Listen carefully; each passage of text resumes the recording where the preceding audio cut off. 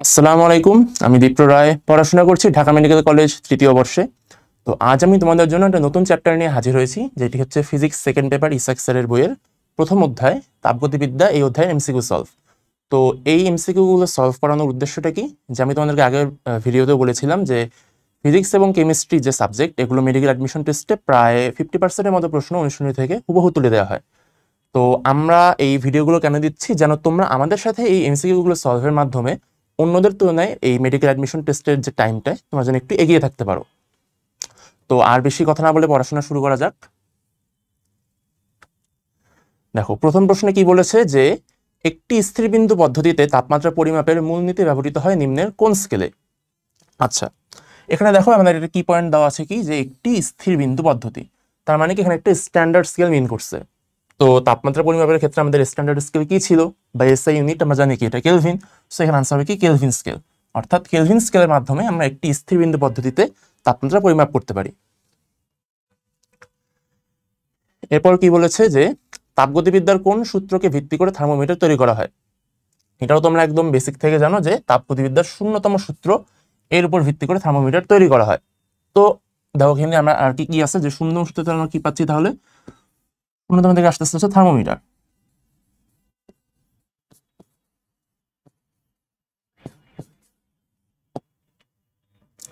তারপর যদি আমরা প্রথম সূত্র নিয়ে কথা বলি,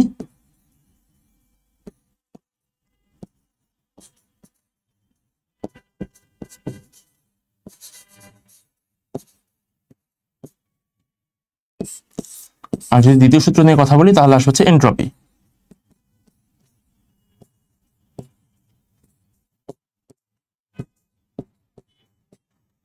তাহলে তোমরা এই তিনটা জিনিস মনে রাখবা, যে তাপগতিবিদ্যার শূন্যতম সূত্র থেকে আমরা কি তৈরি করতে পারি, থার্মোমিটার। দেন তাপগতিবিদ্যার প্রথম সূত্র থেকে আমরা ধারণা পাই কিসের, অন্তঃস্থ শক্তির একটা ধারণা পাই। আর তাপগতিবিদ্যার দ্বিতীয় সূত্র থেকে আমরা ধারণা পাই এন্ট্রপির। আচ্ছা, এরপর কি প্রশ্ন, যে কোন তাপমাত্রায় ফারেনহাইট এবং কেলভিন স্কেলে একই পাঠ পাওয়া যায়। আচ্ছা, সে কিসে, ফারেনহাইট এবং কেলভিন স্কেলে। তাহলে আমরা একটা ফর্মুলা জানি, সেটা কি ছিল, যে C/5 is equal two F-32/9 is equal two K-273/5। মানে কি ফারেনহাইট এবং কেলভিন, তার মানে আমাদের এই পার্টটা লাগতেছে না। তো আমরা আলোচনা করবো হচ্ছে এই দুটো নিয়ে।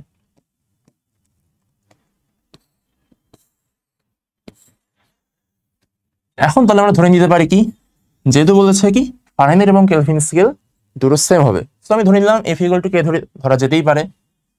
তার মানে কি K-32/9 ইজ ইকুয়াল টু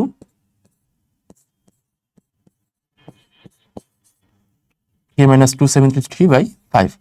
এখন এখান থেকে হচ্ছে হিসাব করে লাস্ট একটা ক্যালকুলেশন করে একটা মান পাবো, সেই মানটা কি হবে আমাদের, সেটি হবে হচ্ছে 574.25 ডিগ্রি। তো এটার জন্য আমি বলবো কি দুটো মানে একটু তোমরা মুখস্থ রাখবা, যে সেলসিয়াস এবং ফারেনহাইট সেম হয় কততে, -40 ডিগ্রিতে। আর ফারেনহাইট এবং কেলভিন সেম, এটা হচ্ছে আমাদের কত, 574.25। তো তোমরা কি এই দুটো মানে একটু কষ্ট করে মনে রাখিও, তাহলে তোমাদের এত বড় ক্যালকুলেশন করে আলটিমেটলি মানটা বের করতে হবে না। আর পরীক্ষার হলে যেহেতু একটা জাস্ট সিঙ্গেল তোমার একটা প্রশ্ন থাকবে, তার মধ্যে এত বড় হচ্ছে এই প্রশ্ন সলভ করতেও সময় লাগবে, এতগুলো স্টেপ ফলো করতেও সময় লাগবে, প্লাস ভুল হওয়ারও চান্স থাকবে। তোমরা কি এই দুটো মানে একটু মুখস্থ করে রাখিও, তাহলেই হবে। আচ্ছা, এরপরে কি বলেছে, যে 501.85 ডিগ্রি সেলসিয়াস তাপমাত্রার সমতুল্য থার্মোডাইনামিক তাপমাত্রা কত। আচ্ছা, মানে কি বলছে, থার্মোডাইনামিক, তার মানে কি এটা হচ্ছে কিন্তু কেলভিনের মানটা চাইছে। অর্থাৎ এসআই একক, বা এই কি বলছে, 501.85 ডিগ্রি সেলসিয়াস তাপমাত্রা কেলভিনে তাপমাত্রা কত হবে। আচ্ছা, তার মানে কি জাস্ট আমরা এটার সাথে 273.15 যে সেটা যোগ করলে হয়ে যাবে।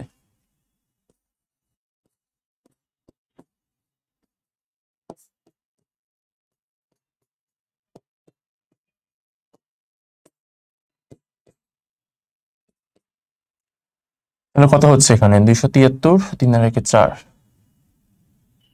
তাহলে হচ্ছে কত 775 কেলভিন। তাহলে আনসার হচ্ছে আমাদের এটা 775 কেলভিন।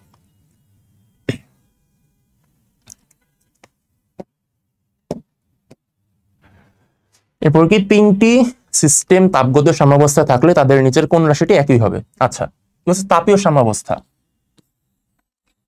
মানে নাম থেকে বুঝতে পারছি এখানে কি সেম থাকবে, তাপমাত্রা সেম থাকবে।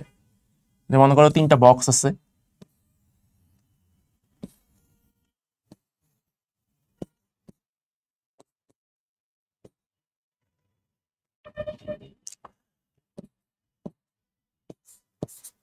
বলতে পারি কি যে a ইকুয়াল টু সি, আর যদি b ইকুয়াল টু সি হয়, যদি তাপমাত্রা মনে করো যদি a এর তাপমাত্রা c এর সাথে সেম আছে এবং b এর তাপমাত্রা c এর সাথে সেম আছে, তাহলে আমরা কি বলতে পারি যে a ইকুয়াল টু সি এবং b ইকুয়াল টু সি হলে a equal to b equal to C. অর্থাৎ এরা নিজেদের মধ্যে তাপগুলো আদান প্রদান করে একটা তাপের সাম্যাবস্থায় আসবে এবং এই অবস্থায় তাদের তাপমাত্রাটা সেম থাকবে। আচ্ছা, এবার কি তাপগতিবিদ্যার প্রথম সূত্র নিচের কোন দুটির মধ্যে সম্পর্ক স্থাপন করে? আচ্ছা, তাহলে আমরা তাপগতিবিদ্যার প্রথম সূত্র আমরা কি জানি, dq equal to du plus dw। তার মানে কি এটা হচ্ছে কি তাপ, এটা কি কাজ। তার মানে কি তাপগতিবিদ্যার প্রথম সূত্র তাপ এবং কাজের মধ্যে, দেখো কোথায় আছে এই যে তাপ এবং কাজ, এই তাপ এবং কাজের মধ্যে সম্পর্ক স্থাপন করে কি আমাদের তাপগতিবিদ্যার প্রথম সূত্র। কি বললো যে কোন সিস্টেম পরিবেশ থেকে 800 জুল তাপ শক্তি শোষণ করে এবং শোষণ করায় এর অন্তঃস্থ শক্তি 500 জুল বৃদ্ধি পায়। আচ্ছা, এরপর কি বলছে সিস্টেম কর্তৃক পরিবেশের উপর কৃত কাজের পরিমাণ কত? আচ্ছা, এটা আমরা আগের যে ফর্মুলা দেখলাম সেটা দিয়ে আমরা সলভ করতে পারবো। আচ্ছা, 800 জুল তাপ শক্তি শোষণ, তার মানে হচ্ছে ডি কিউ, আর অন্তঃস্থ শক্তি এটা তার মানে কি ডি ইউ। আচ্ছা, কোনটা প্লাস কোনটা মাইনাস হবে মনে রাখবা, তাপশক্তি শোষণ করা মানে হচ্ছে শোষণ করা বোঝা হচ্ছে প্লাস, তার মানে কি বর্জন করা হচ্ছে মাইনাস, আর বৃদ্ধি মানে তো অলওয়েজ এটা এমনি বোঝা যাচ্ছে প্লাস। আচ্ছা ঠিক আছে, তাহলে আমরা তাহলে লেখা শুরু করি। ফর্মুলাটা লিখি যে dq equal to du plus dw।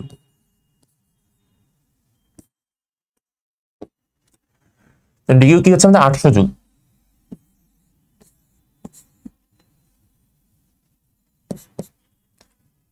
du হচ্ছে কত 500,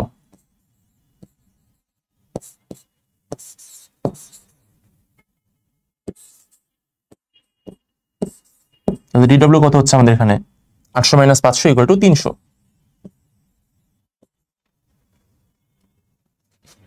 তাহলে আনসার হচ্ছে আমাদের 300 জুল। সেবার কি বললো নিচের কোনগুলো তাপগতীয় চলককে নির্দেশ করে? আচ্ছা,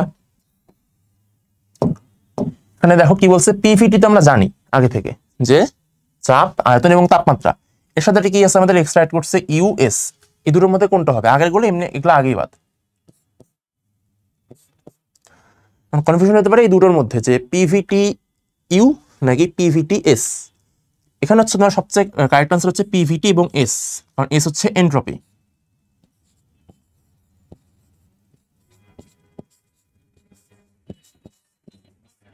আর ইউ তো জানো এটা কি হচ্ছে, এটা হচ্ছে আমাদের অভ্যন্তরীণ শক্তি। তো ওই অভ্যন্তরীণ শক্তি ও অন্তঃস্থ শক্তি মূলত আমাদের তাপমাত্রার উপর ডিপেন্ড করে, সো এটা কোনো স্বাধীন কোনো একটা রাশি না। তো এই আর এস হচ্ছে এন্ট্রপি, এটা একটা স্বাধীন রাশি। সো এই দুটোর মধ্যে তোমার কম্পারেটিভলি বেটার আনসার হচ্ছে আমাদের পিভিটি এবং এস। সো এই চারটা হচ্ছে আমাদের মূলত কি তাপগতীয় চলককে নির্দেশ করে।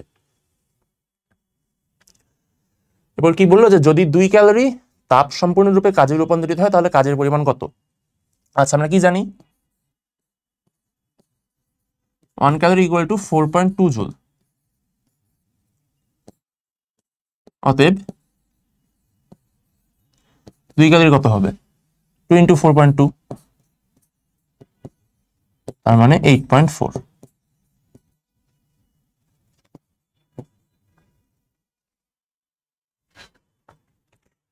কি বললো নিচের কোন শক্তি অন্য শক্তিতে সহজে রূপান্তরিত হতে চায় না? কি হবে আনসার? এটা হচ্ছে তাপ, কারণ তাপের হচ্ছে অপচয় বেশি হয়, তো তাপ সহজে অন্য কোনো শক্তিতে রূপান্তরিত হতে চায় না। কি তাপগতিবিদ্যার প্রথম সূত্র নিচের কোনটি সংরক্ষণশীলতা নির্দেশ করে? এটা আমরা কি দেখলাম, প্রথম সূত্র। তার মানে কি ছিল যে আমাদের DQ equal to DU plus DW. তার মানে কি লিখছে, একটা তাপ শক্তি, তার কিছু অংশ চলে যাচ্ছে আমাদের অভ্যন্তরীণ শক্তিতে, কিছু শক্তি হচ্ছে কাজ করতেছে। মানে কিছু কি অভ্যন্তরীণ শক্তিতে কনভার্ট হচ্ছে, কিছু আবার কাজে কনভার্ট হচ্ছে। কিন্তু তার আগে কি ছিল, পুরোটা তাপ শক্তি ছিল। তার মানে কি এটা পুরোটাই আমাদের কি শক্তির সংরক্ষণশীলতা নির্দেশ করতেছে। কারণ তাপের একক কিন্তু হচ্ছে জুল, শক্তির একক কিন্তু হচ্ছে জুল। দুটো কিন্তু আমরা প্রায় সেম ধরে নিতেই পারি। তো আমাদের প্রথম সূত্র কি মিন করতেছে, এটা একটা শক্তির সংরক্ষণশীলতা একে নির্দেশ করতেছে।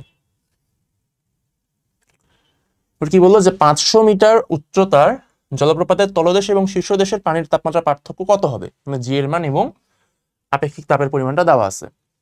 ধরেন কি বলতেছে যে একটা ঝর্ণা, সেটা উচ্চতা কত আমাদের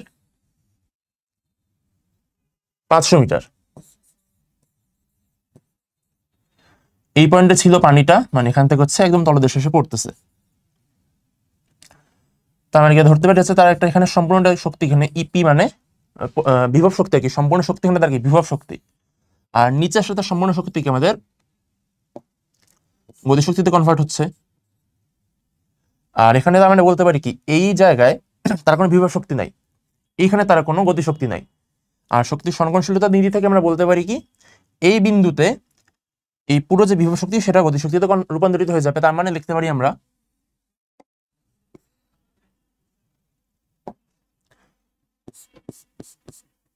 ইকে ইজ ইকুয়াল টু ইপি। আমরা লিখতে পারি কিনা শক্তি সংরক্ষণশীলতা নীতি থেকে আমরা লিখতে পারি এটা যে EK is equal to EP. Equal to কি লিখতে পারি আমরা এম এস ডেল থিটা। তার মানে হচ্ছে তোমার এটা কত, তাপমাত্রা কতটুকু চেঞ্জ হচ্ছে পানিটার, এটার জন্য কি এম এস ডেল থিটা। তাহলে আমরা ইকে হিসেবটা বাদ দিই এখন, যেহেতু আমরা হাইট জানি। তার মানে এখানে আমরা কি এমজিএস দিয়ে আমরা হচ্ছে ইজিলি ইপির মানটা বের করতে পারবো। MGS equal to M S del theta. তাহলে এম কাটা দাও, আমার থিটার মানটা লাগবে তাই না, তাপমাত্রা পার্থক্য যেহেতু বলছে।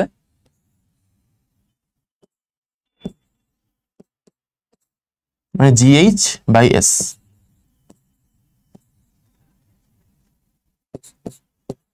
যেমন কত দাও 10, এইচ এর মান হচ্ছে 500, আর এস হচ্ছে 4200। দেখো এই শূন্য কাটা গেল, কি থাকতেছে আমাদের 5 × 10 = 50 বাই 42। মানে লিখতে পারি কি হবে 50/40 লিখতে পারি হিসাবে সুবিধার জন্য, ইজ ইকুয়াল টু 5/4। কত হবে এটা, তার মানে হচ্ছে 1.25 এর কাছাকাছি। এখন দেখো 1.25 এর কাছাকাছি মানে এখানে কোনটা আছে, একটাই আছে 1.19। তার মানে আনসার আমাদের কি হচ্ছে 1.19 ডিগ্রি সেলসিয়াস তাপমাত্রা পার্থক্য হবে। কি বলছে, শোষিত তাপ del Q is equal to 700 joule এবং সম্পাদিত কাজ হচ্ছে 200 জুল হলে কোন সিস্টেমের অভ্যন্তরীণ শক্তি কত বৃদ্ধি পাবে। আচ্ছা, শোষিত তাপ তার মানে কি ডেল কিউ হচ্ছে পজিটিভ, সম্পাদিত কাজ হচ্ছে এটাও তার মানে পজিটিভ। তার মানে কি ডিইউ প্লাস ডিডব্লিউ। এদিকে কত হচ্ছে 700,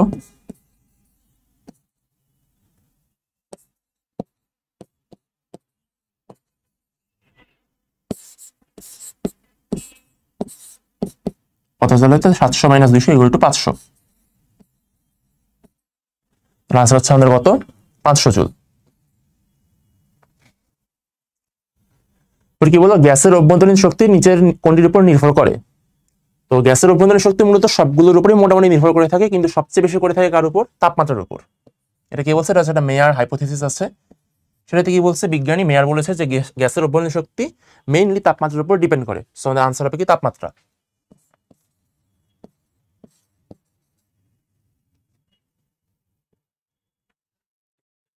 কি বললো, একটি জলপ্রপাত 900 মিটার উঁচু যদি ধরা হয় পতিত পানির গতিশক্তির অর্ধেক তাপে পরিণত হয় তাহলে তাপমাত্রা কত বৃদ্ধি হবে। আচ্ছা, তার মানে একটু আগে যে ম্যাথটা করলাম সেরকম ভাবেই হবে। কত 900 মিটার উঁচু। এবং এটা শুধু কি ইপি আছে, মানে পোটেনশিয়াল এনার্জি, এখানে শুধু আছে কাইনেটিক এনার্জি। কি লিখতে পারি তাহলে আমরা?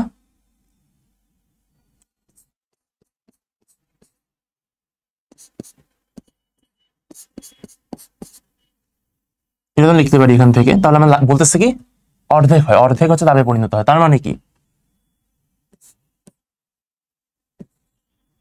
Half EP is equal to MS del theta.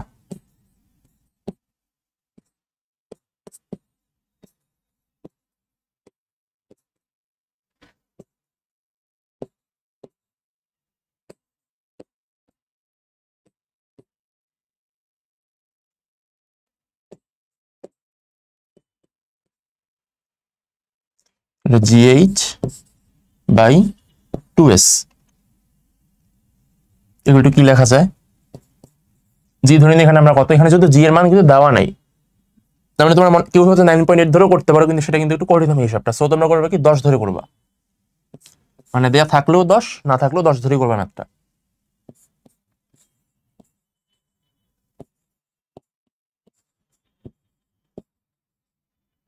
শূন্যগুলো কাটা গেল, 9 10 90, 42 দুগুণে 84। তার মানে হচ্ছে অনেকটা আমাদের 9/8 এর কাছাকাছি মান আসবে, তার মানে 1 এর থেকে একটু বড়। এখন দেখো 1 এর থেকে একটু বড় কি আছে, এইটা বাদ, এটা 1 এর থেকে ছোট, এটা 1 এর থেকে ছোট, 1 এর সমান তো হবে না, যেহেতু 9/8 এর কাছাকাছি বা 90/84 এর কাছাকাছি একটা মান, তার মানে এটা তোমার কখনো 1 এর সমান তো হচ্ছে না, কারণ এটাও বাদ। এটা আবার অনেক বড় মান, এত বড় মানও কখনো, মানে 9/8 তো কখনো এত বড় 10 পয়েন্ট সামথিং হতে পারে না, তো এটাও বাদ। আমাদের 1 এর কাছাকাছি মান কোনটা থাকতেছে 1.05 ডিগ্রি সেলসিয়াস, সো এটা আমাদের আনসার হবে। কি বললো, একটি ফুটবলের অভ্যন্তরে বায়ুর আয়তন 20 লিটার এবং চাপ টু অ্যাটমসফিয়ার, বলটি হঠাৎ ফেটে গেল, এর ফলে তোমার যে ফুটবলস্থিত বায়ুর তাপমাত্রা এবং আয়তন যথাক্রমে কি হবে? আচ্ছা, মানে ধর একটা ওয়ার্ড আছে যে বলটি হঠাৎ ফেটে গেল। এই হঠাৎ শব্দের মানে কি? এটা হচ্ছে আমাদের ঊর্ধ্বতাপীয় প্রক্রিয়া।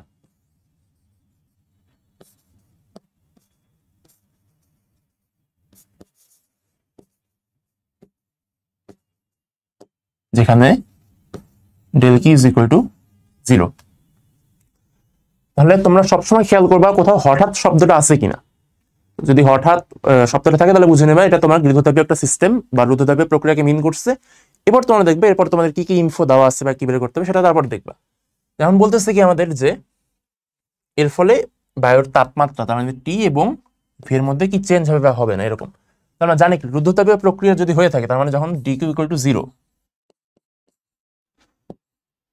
দূর হতে পারে, যদি আমাদের এখানে আয়তন যদি হ্রাস পায়, তার মানে মনে রাখবে কি এখানে তাপমাত্রা বৃদ্ধি পাবে। আর যদি আয়তন বৃদ্ধি পায় সেখানে হয় কি আমাদের তাপমাত্রা হ্রাস পায়, এইটাই। তাহলে বলতেছে কি আমাদের তাপমাত্রা এবং আয়তন কি হবে, যেহেতু ফুটবলের ভিতরে তোমার বায়ু ছিল, এখন যখন ফুটবলটা ফেটে গেল, তার মানে কি ভিতরে বাতাসগুলো বাইরে চলে আসলো, মানে বাতাসটা কি তোমার ফুটবলের ভিতরে যে বায়ুটা কিন্তু প্রসারিত হলো, তার মানে এদের ক্ষেত্রে আয়তনটা কিন্তু বৃদ্ধি পেয়েছে। তার মানে আনসার কি হবে এখানে? তার মানে আনসারটা হবে এই পার্টটা, আয়তন বৃদ্ধি পেয়েছে, তার মানে কি তাপমাত্রাটা কমে যাবে, মানে গ্যাসটা প্রসারিত হয়েছে, সো গ্যাসের আয়তনটা বৃদ্ধি পাইলো কিন্তু তোমার যে তাপমাত্রাটা কিন্তু কমে গেল। তাহলে কি তাপমাত্রা কমবে আয়তন বাড়বে, কোথায় লেখা আছে তাপমাত্রা কমবে এবং বাড়বে? দেখো প্রথমে কি বলছে তাপমাত্রা, তার মানে কি এখানে কমবে হবে আগে এবং আয়তনটা হচ্ছে পরে, তার মানে কি তাপমাত্রা কমবে এবং আয়তনটা বাড়বে। কি বলছে, একটি গাড়ি চলতে থাকলে এর ভিতরে একটি তাপগতীয় প্রক্রিয়া ঘটে, এই প্রক্রিয়াটি কি? এটা তোমার মনে রাখবে, এটা কি হচ্ছে মিন করে, এটা হচ্ছে আমাদের সম আয়তন প্রক্রিয়াকে মিন করে।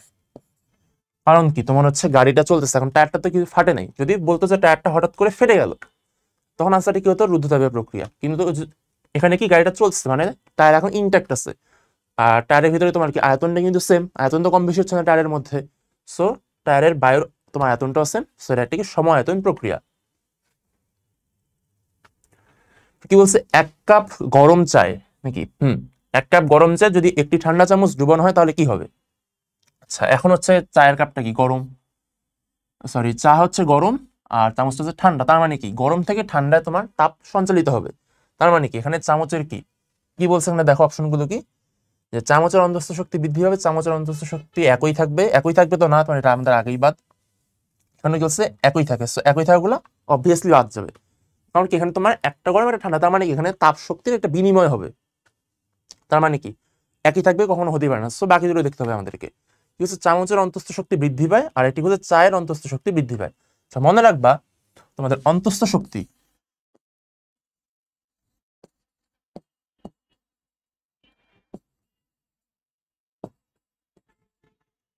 এটা তোমার প্রায় সেম মিন করে কি তাপমাত্রার সাথে।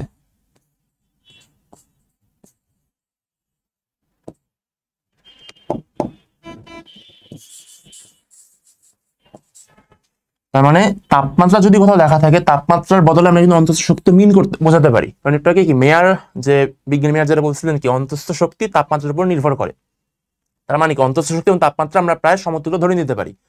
সো এখানে হচ্ছে কি নর্মালি কি হতো আমাদের, যে গরম চায় যদি আমরা ঠান্ডা চামচ ডুবাইতাম, তার মানে কি হতো, যে গরম চা থেকে তাপ তোমার কি চামচে চলে যেত, তার মানে কি চামচের তাপমাত্রা বৃদ্ধি পেত, ঠান্ডা চামচটা গরম হইতো, তার মানে কি চামচের তাপমাত্রা বৃদ্ধি পেত, অথবা বলতে পারি কি চামচের অন্তঃস্থ শক্তি বৃদ্ধি পেত।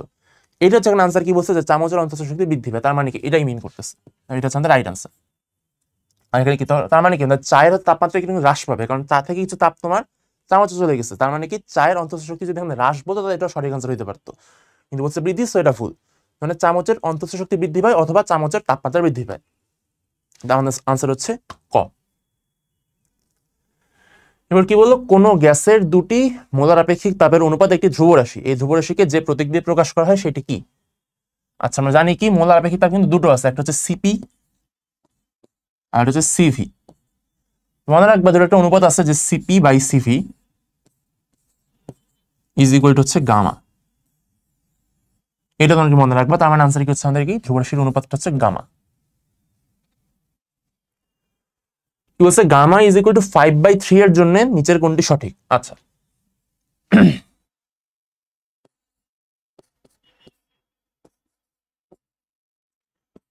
কি লিখতে পারি, গামা ইজ ইকুয়াল টু কি লিখতে পারি, যে সিপি বাই সিভি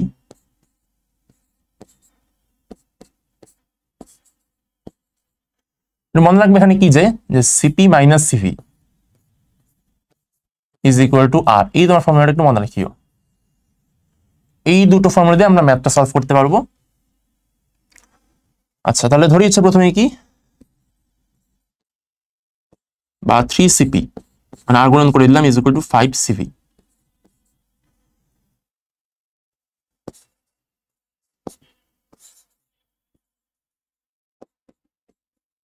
এখন সিভি যদি আমরা এই পাশে নিই তাহলে কি সিপি মাইনাস আর লেখা যায়, মানে প্রশ্নে কি বলছে আমাদের সিপি অথবা আর, বা কোথাও হচ্ছে সিপি এবং আর, তার মানে কি আমাদের একটাকে হচ্ছে ভ্যানিশ করতে হবে, যদি সিপি নিয়ে কাজ করি তার মানে কি সিভি কে ভ্যানিশ করতে হবে, আর যদি সিপি নিয়ে কাজ করি তাহলে সিপি কে ভ্যানিশ করতে হবে। আমি এখানে সেটাই করতেছি, যে প্রথমে হচ্ছে সিপি কে রাখলাম এবং সিপি কে ভ্যানিশ করে দেখি এখন আনসারের সাথে মেলে কিনা।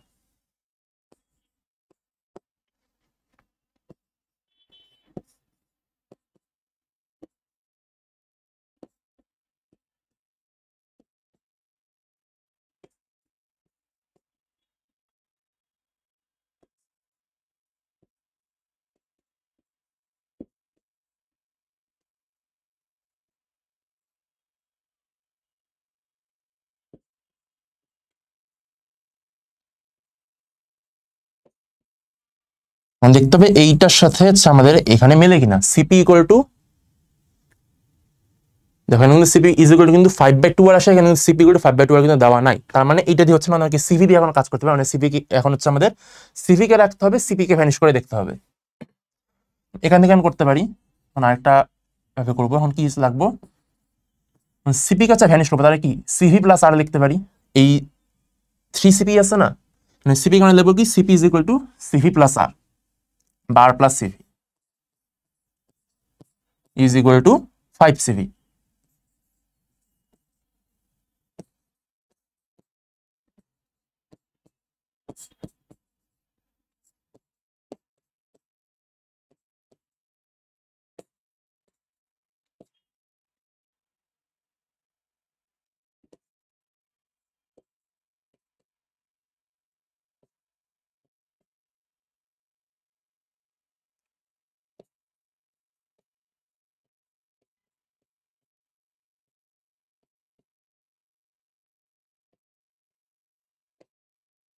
কি আসছে সিভি ইকুয়াল টু 3/2r। এখানে দেখো আছে কিনা, আমি এখানে হচ্ছে সিভি ইকুয়াল টু 3/2r একটা পেয়ে গেছি আমরা, তার মানে আনসার হচ্ছে এইটা। তার মানে যদি প্রশ্ন থাকতো যদি অপশনে সিপি ইকুয়াল টু 5/2r এটাও সঠিক, আবার সিভি ইকুয়াল টু 3/2r এটাও সঠিক, যেটা অপশনে থাকে সেটাকে আমরা দাগাইতাম। কি হলো, নির্দিষ্ট পরিমাণ গ্যাসের অভ্যন্তরীণ শক্তি নিচের কোনটির উপর নির্ভর করে না। আচ্ছা, আমরা একটু আগে বললাম কি যে মেয়ারের তথ্য মতে বা মেয়ারের যে হাইপোথিসিস সেটা অনুযায়ী হচ্ছে শুধুমাত্র বা মেইনলি হচ্ছে আমাদের তাপমাত্রার উপর এই অভ্যন্তরীণ শক্তি নির্ভর করে, এছাড়াও কিন্তু চাপের উপর নির্ভর করে। আচ্ছা, তো না বলছে তো এটা দেখানো ঠিক হচ্ছে না, চাপের উপর নির্ভর করে, আয়তনের উপর নির্ভর করে, তাপমাত্রার উপর নির্ভর তো করতেইছে। তাহলে আনসার কি হচ্ছে আমাদের ভর, এই ভরের উপর কিন্তু কোনো ডিপেন্ডেন্স নেই এই অভ্যন্তরীণ শক্তির। বাকি যে তিনটা আছে চাপ, আয়তন, তাপমাত্রা, এই তিনটার উপরে কিন্তু কম বেশি করে হলো এই অভ্যন্তরীণ শক্তি ডিপেন্ড করে, কিন্তু সবচেয়ে বেশি ডিপেন্ড করে কার উপর, তাপমাত্রার উপর। কি বলছে, নিয়ন গ্যাসের ক্ষেত্রে গামা এর মান কত। আচ্ছা, গামা দেখো এখন হচ্ছে আমাদের কি এক পারমাণবিক, দ্বি পারমাণবিক এবং বহু পারমাণবিক, তার ক্ষেত্রে তোমার তিনটা মান আছে।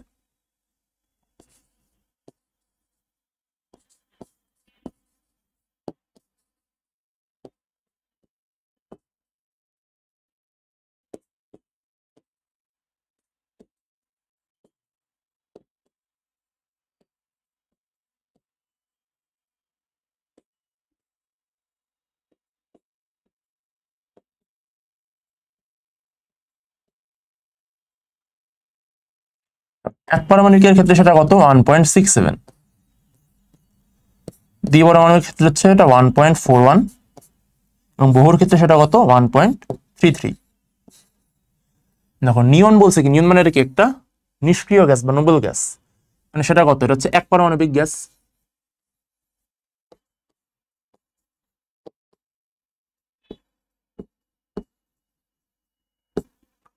তার মানে কত হচ্ছে এক পরমাণু, তার মানে 1.67, এটা হচ্ছে আমাদের আনসার। রুদ্ধতাপীয় সংকোচনের সিস্টেমের কি হয়, তার মানে সংকোচন তার মানে কি, এটা কিন্তু আয়তনটা কমে গেছে, আর রুদ্ধতাপ মানে কি, ডিকিউ ইকুয়াল টু 0। কি পড়ছিলাম যে যদি সংকোচন যখন রুদ্ধতাপে যখন তোমার সংকোচন হয় তখন তাপমাত্রা কি আমাদের বৃদ্ধি পায়।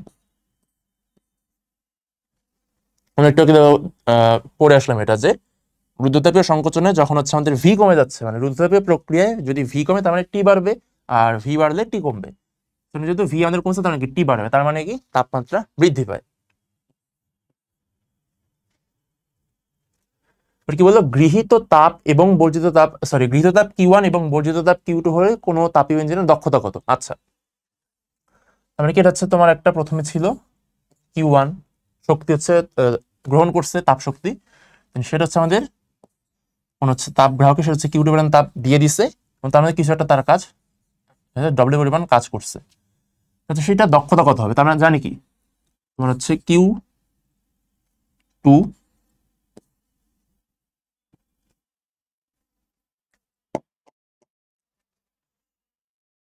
দক্ষতার মান হচ্ছে ইটা ইজ ইকুয়াল টু হবে কি আমাদের W/Q1, বা লিখতে পারি কি Q1 minus Q2/Q1 is equal লিখতে পারি কি 1 মাইনাস Q2/Q1। এটা হচ্ছে আমাদের আনসার।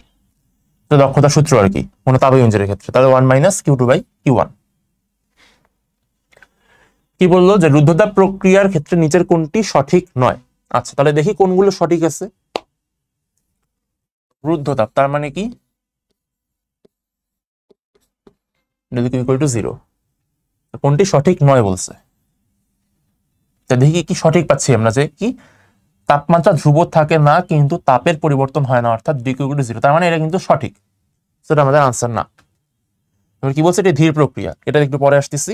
কি বলছে এরপর, যে এই প্রক্রিয়ার তাপ বর্জন বা শোষণ হয় না, তার মানে কিন্তু ঘুরে ফিরে এটাই হচ্ছে যে ডি ইকুয়াল টু 0 কিন্তু মিন করতেছে, যেহেতু তাপের বর্জন বা শোষণ হচ্ছে না তার মানে তাপের কোনো পরিবহন হচ্ছে না বা বিনিময় হচ্ছে না, তার মানে কি ডি ইকুয়াল টু 0। কি বলছে, এই প্রক্রিয়ায় গ্যাসের চাপ এবং আয়তনের সমরূপী PV to the power gamma equal to ধ্রুবক, এটাও ঠিক। তোমাদের আনসার হচ্ছে কোনটা, এইটা, যেটা একটি ধীর প্রক্রিয়া। কারণ কি ধীর প্রক্রিয়া হলে সেটা অলওয়েজ সমষ্ণ প্রক্রিয়াকে মিন করে, আর যদি বলতো এটি কি দ্রুত প্রক্রিয়া, তার মানে এটা কিন্তু সঠিক হতো, মানে হচ্ছে এর ক্ষেত্রে সত্য কোনটা, রুদ্ধতাপীয় প্রক্রিয়া একটি দ্রুত প্রক্রিয়া। দ্রুত হওয়ার কারণে এদের মধ্যে তাপ আদান প্রদান হওয়ার সময়টা পায় না, এই জন্য কিন্তু মূলত ডেল কিউটা 0 হয়ে থাকে। তার মানে এটি একটি ধীর প্রক্রিয়া, এটা হচ্ছে ভুল আনসার। সো আমাদের ক্ষেত্রে সঠিক নয় যেহেতু বলছে, তার মানে আনসার হচ্ছে এইটা, যে রুদ্ধতাপীয় প্রক্রিয়া একটি ধীর প্রক্রিয়া, এটা হচ্ছে ভুল। এবার কি বলছে যে রুদ্ধতাপীয় পরিবর্তনের নিচের কোন সম্পর্কটি সত্য। আচ্ছা, আমরা সম্পর্ক জানি তিনটা, একটা হচ্ছে PV to the power gamma equal to constant, then TV to the power gamma minus 1 constant, আর হচ্ছে TP 1 minus gamma by gamma is equal to constant.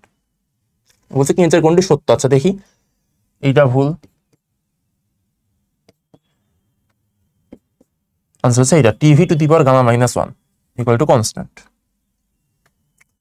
কি সমষ্ণ প্রক্রিয়ায় সিস্টেমের কোন রাশিটি স্থির থাকে। আচ্ছা কি বলছে, সমষ্ণ, তার মানে কি এদের হচ্ছে তাপমাত্রা হচ্ছে ধ্রুব বা স্থির, তার মানে কি, তাহলে আমাদের তাপমাত্রা এখানে স্থির থাকে। সম উষ্ণ মানে সমান উষ্ণতা, এই জন্য কি এখানে তাপমাত্রা সেম থাকতেছে। রুদ্ধতাপীয় পরিবর্তনে নিচের কোন ভৌত রাশিটি স্থির থাকে, এটাও মনে রাখবা। রুদ্ধতাপীয় তার মানে কি,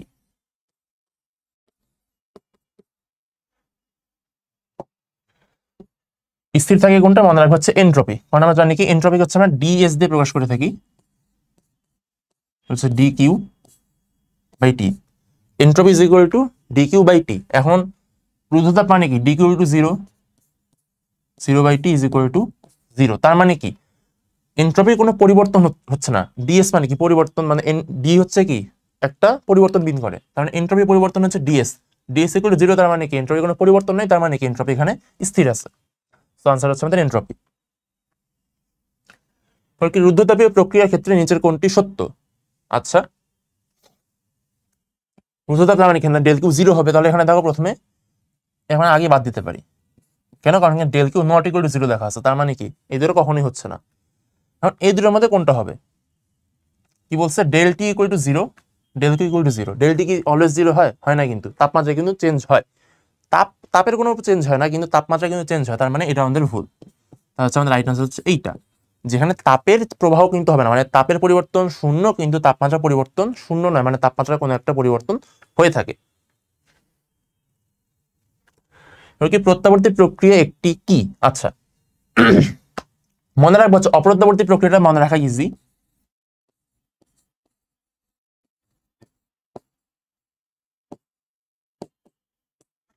মনে রাখবে কি এটা হচ্ছে একটা স্বতঃস্ফূর্ত,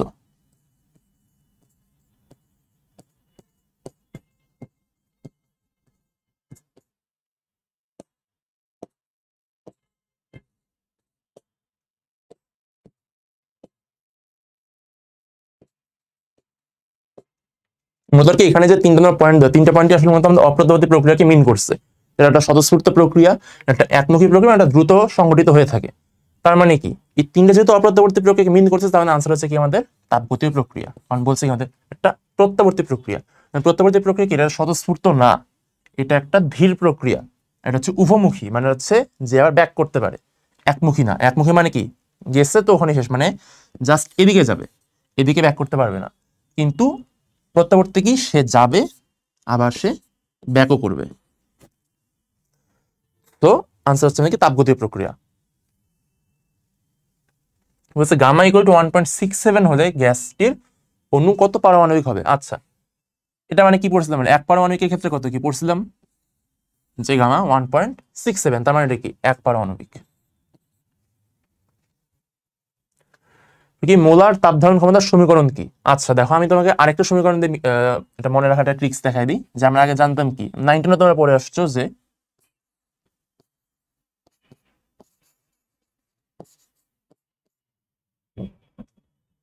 যে ডি কিউ বা কিউ আর কি যেভাবে তুমি দেখো সমস্যা নেই, যে Q is equal to M S DT বা এম এস ডেল টি বা ডেল থিটা, তুমি যেভাবে বলতে পারো, সমস্যা নেই।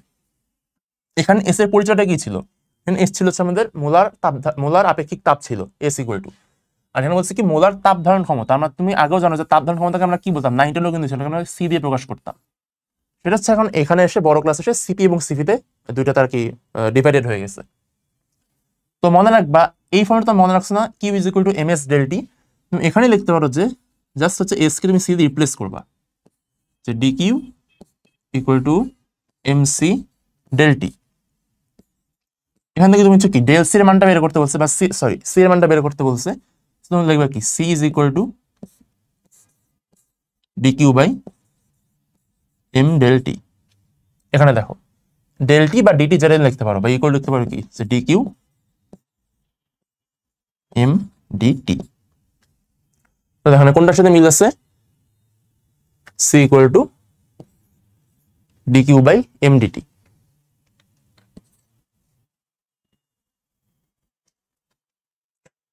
কি বললো, 87.23 ডিগ্রি সেলসিয়াসের কোন নির্দিষ্ট পরিমাণ গ্যাসকে হঠাৎ প্রসারিত করে আয়তন দ্বিগুণ করা হলো, চূড়ান্ত তাপমাত্রা কত হবে?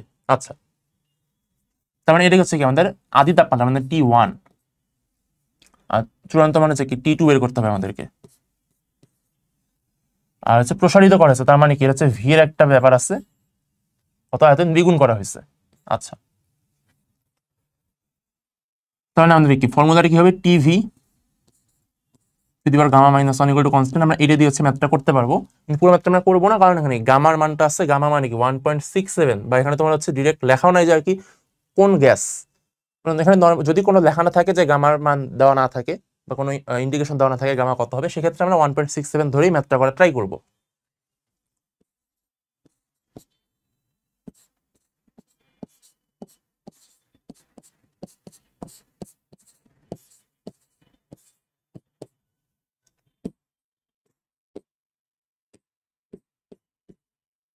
T2 বের করতে হবে, সো T2 এক পাশে রাখলাম, রেখে করবো কি T1, আর এখানে হচ্ছে V1 বাই V2। T1 এর মান কত হবে? 87.23। এটা কিন্তু সেলসিয়াসে, এটা রাখলে কিন্তু ভুল, এটা কিন্তু কেলভিনে কনভার্ট করতে হবে। ইনটু কত হবে? V1 হচ্ছে কি আদি আয়তন দ্বিগুণ করা হয়েছে, তার মানে কি V1 by V2 equal to half হচ্ছে রেশিওটা, টু দি পাওয়ার 1.67। এখন তুমি এইটার যোগফল বের করতে পারবা, কিন্তু এর তো হচ্ছে তোমার টু দি পাওয়ার 1.67, এটা তো স্যার মুখে মুখে করা তো সম্ভব না। তার মানে এটা মেডিকেলে আসার মতো ম্যাথ না, কিন্তু ক্যালকুলেটর দিয়ে তুমি এভাবে জাস্ট মানটা বসাবা, তাহলে তুমি হচ্ছে টিটোর একটা কেলভিন একটা সামনে একটা মান পেয়ে যাবা। তো সেটাকে পরে তুমি হচ্ছে বা 273 বিয়োগ করে তবে তুমি সেলসিয়াস স্কেল একটা মান পেয়ে যাবা। তাহলে এইভাবে করলে আর কি পুরো ম্যাথটাকে করা পসিবল। কি বলো, কোনটি তাপগতিবিদ্যার দ্বিতীয় সূত্রের সমীকরণ? তার মানে কি এনট্রপি সমীকরণটা আর কি।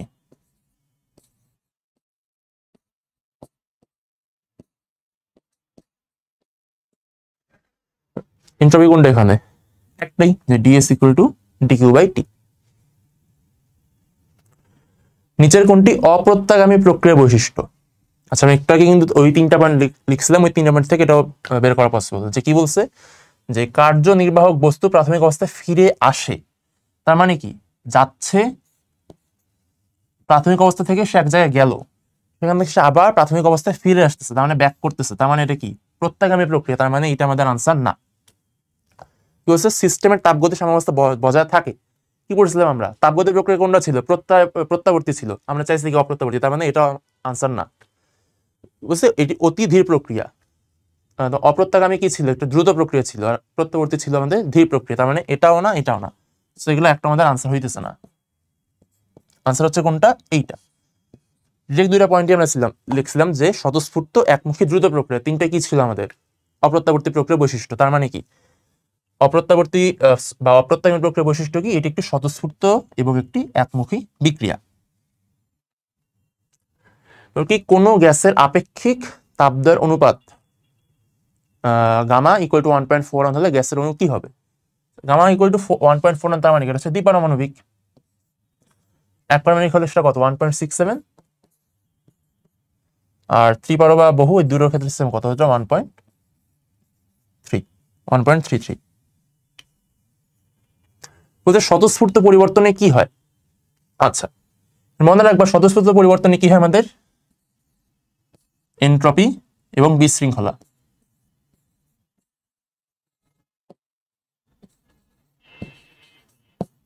দুটি হচ্ছে আমাদের বৃদ্ধি পায় যদি এটা স্বতঃস্ফূর্ত কোনো বিক্রিয়া হয়ে থাকে। কি বলতেছে আমাদের? হ্রাস পায়, একটা হইতেছে না, এটা বাদ।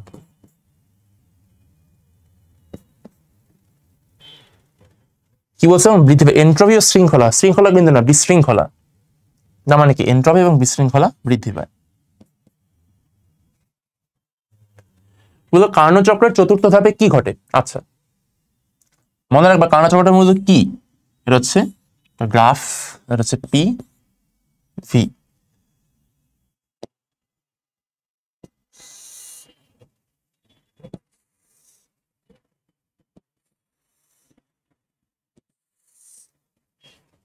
দেখতে কিন্তু অনেকটা এরকম কার্নোচক্র, যেখানে এখানে হয় কি আমাদের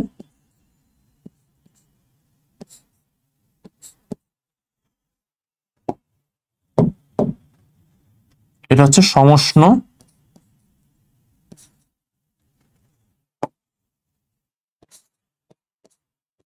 সমষ্ণটা প্রসারণ, এটা হচ্ছে রুদ্ধতাপীয় প্রসারণ। কারণ দেখো ভি হচ্ছে আগে এই পয়েন্টে ছিল, এটা নিচে কিন্তু ভি, পি নিয়ে মাথা ব্যথা নাই আমাদের, হচ্ছে ভি নিয়ে মাথা ব্যথা আর কি এই প্রশ্নটার জন্য।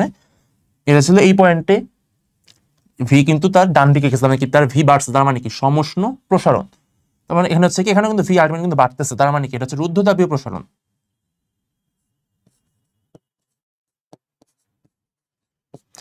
এখন দেখো কি হচ্ছে, এখন ভি ছিল এই পয়েন্টে, এই রেখাটার ক্ষেত্রে এখানে সে কিন্তু ভি তার কমতেছে, কারণ বাঁ দিকে কিন্তু সে গ্রাফটা কিন্তু বাঁ দিকে চলে আসতেছে, তার মানে কি ভি কমতেছে, তার মানে সেটি কি আমাদের সমষ্ণ সংকোচন।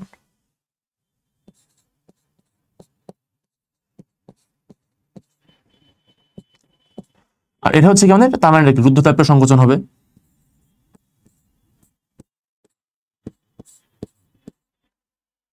তার মানে কি হচ্ছে, সমষ্ণ প্রসারণ, রুদ্ধতাপীয় প্রসারণ, সমষ্ণ সংকোচন এবং রুদ্ধতাপীয় সংকোচন। কি বলছে আমাদের?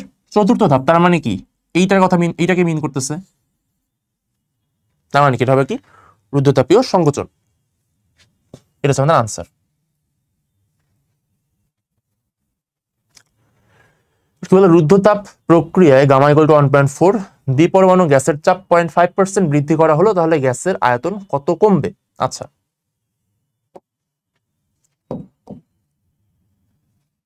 দেখো গ্যাসের চাপ হচ্ছে আমরা কত বৃদ্ধি করছি? 0.5%, মানে কত লিখতে হবে এটা? 0.005, এটা হচ্ছে বৃদ্ধি করা হয়েছে। পার্সেন্টকে আমি জাস্ট পার্সেন্টটা তুলে ফেললাম, তাহলে 0.005 চাপ বৃদ্ধি করা হয়েছে। আচ্ছা, এখন আমাদের আয়তন, তার মানে কি আমরা চাপ জানি এবং আয়তন জানি, মানে চাপ এবং আয়তনের মধ্যে আমাদের এখানে হচ্ছে কি প্রশ্নে চাপ আছে এবং আয়তন বের করতে হবে, তার মানে কি P V to the power gamma, এই ফর্মুলা দিয়ে আমরা ম্যাথটা করবো।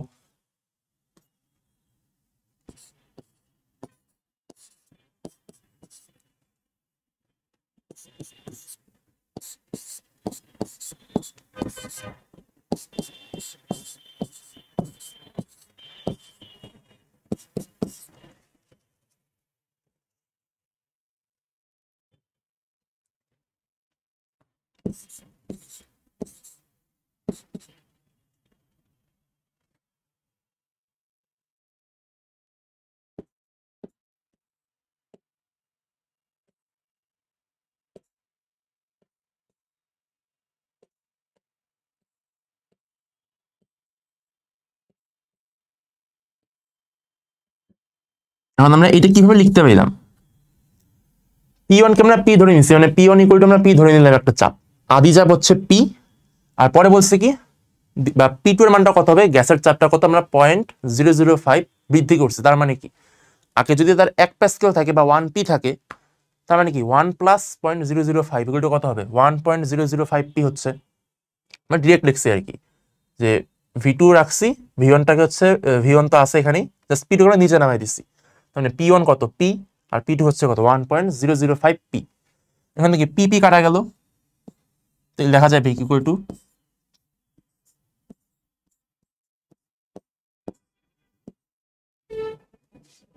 আমার মানে এখানে বসাই দিই 1.4, এই যে লেখা আছে 1.4, জাস্ট আমি এখানে বসাই দিলাম, ইকুয়াল টু কত হচ্ছে? 1/1.005। এখন এখান থেকে তোমার কি 1.4 এখানে টু দি পাওয়ার 1/1.41 হবে, ইকুয়াল টু কি লিখতে পারি আমরা,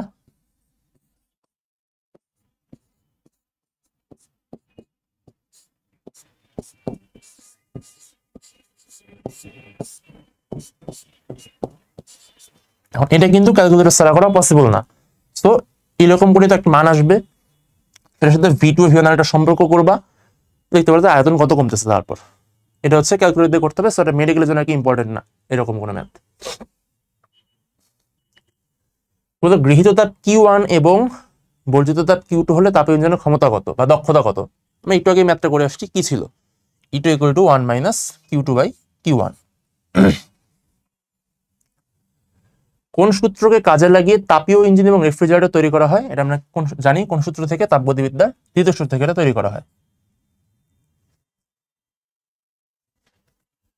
একটি রেফ্রিজারেটরের কার্যকৃত সহক K ইকুয়াল টু 2.5, এটি ঠান্ডা প্রকোষ্ঠ হতে প্রতি চক্রে 500 জুল তাপ অপসারণ করলে প্রতি চক্রে সরবরাহকৃত কাজ কত হবে। আচ্ছা, কি জানি, K ইজ ইকুয়াল টু অপসারিত তাপ Q1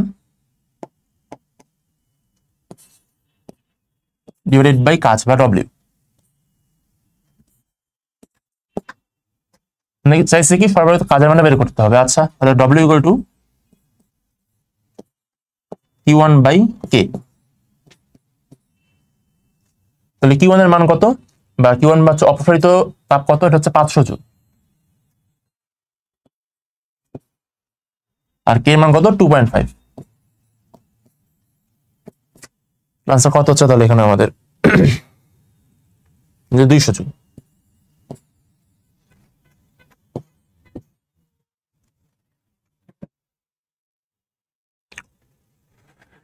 কি বললো, যদি কোনো তাপ ইঞ্জিন থেকে তাপ বর্জিত না হয় তাহলে ইঞ্জিনের দক্ষতা কত হবে। এটা আমি মুখস্থ থেকে বলতে পারো 100% হবে, যদি কোনো তাপ বর্জন হচ্ছে না তার মানে কি 100% হবে এখানে দক্ষতা। পানির ত্রয়োবিন্দুতে চাপ কত, এটাও তোমরা একদম বেসিক থেকে পড়ে আসছো, এটা মানে বইয়ে প্রথমেই লেখা আছে যে 4.58 মিলিমিটার মার্কারি চাপ। খেয়াল রাখবা এখানে কিন্তু মিলিমিটারে, কিন্তু সেন্টিমিটারও আছে, মান কিন্তু সেম, জাস্ট একক কিন্তু আলাদা, সেন্টিমিটার মিলিমিটার। খেয়াল রাখবা 4.58 মিলিমিটার মার্কারি প্রেসারে হচ্ছে এই পানির ত্রয়োবিন্দুটা আমরা দেখতে পাই আর কি। বলছে 0.01 কেজি পানিকে 0 ডিগ্রি সেলসিয়াস থেকে 10 ডিগ্রি সেলসিয়াসে উত্তপ্ত করা হলো, এন্ট্রপি পরিবর্তন কত হবে। আচ্ছা, যে পানি থেকে পানিতেই আছে, তার মানে হচ্ছে এখানে আমাদের কোনো ভৌত অবস্থার চেঞ্জ হয়নি, তার মানে কি হবে, DS equal to del S MS লন T2/T1। এর মান কত হচ্ছে 0.01,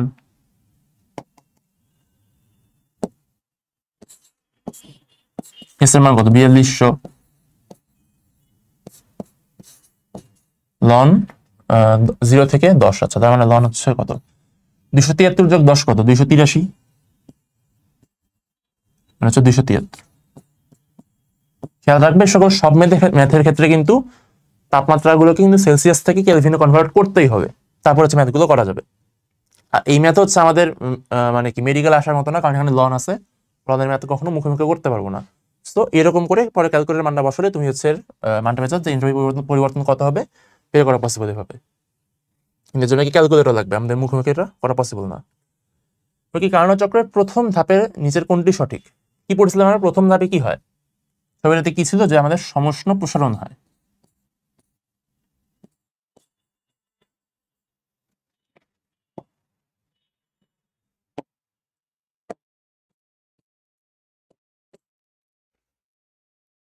তার মানে কি এখানে তাপমাত্রা স্থির থাকে, কারণ সমষ্ণ যেহেতু বলছে, তার মানে কি তাপমাত্রা স্থির, সেটা হলো আনসার, যে প্রথম ধাপে তাপমাত্রা স্থির থাকে। কি বলতেছে, 127 ডিগ্রি সেলসিয়াস এবং 427 ডিগ্রি সেলসিয়াস তাপমাত্রার মধ্যে কার্যরত একটি ইঞ্জিনের সম্ভাব্য সর্বোচ্চ দক্ষতা কত হবে। আচ্ছা,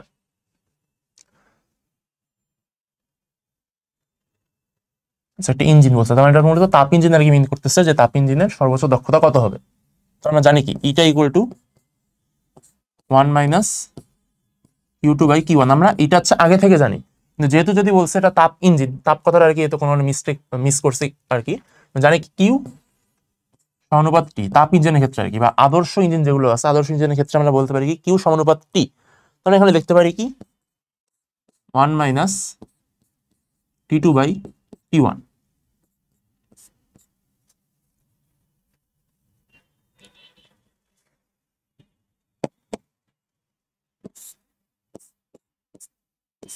বা T1 minus T2 by T1। T1 হচ্ছে কত 427 আর T2 হচ্ছে 127। তাহলে এর পার্থক্য কত হচ্ছে? পার্থক্য আমাদের হচ্ছে কত 27 গেল, 400 থেকে 100 বাদ দিলে 300, দুই পড়ছে আমাদের 300। আর নিচে কত হচ্ছে 427 যোগ 273, মানে কেলভিনে তো কনভার্ট করতেই হবে আলটিমেটলি।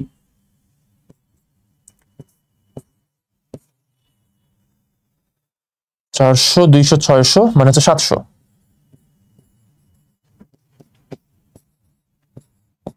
P/7 হবে।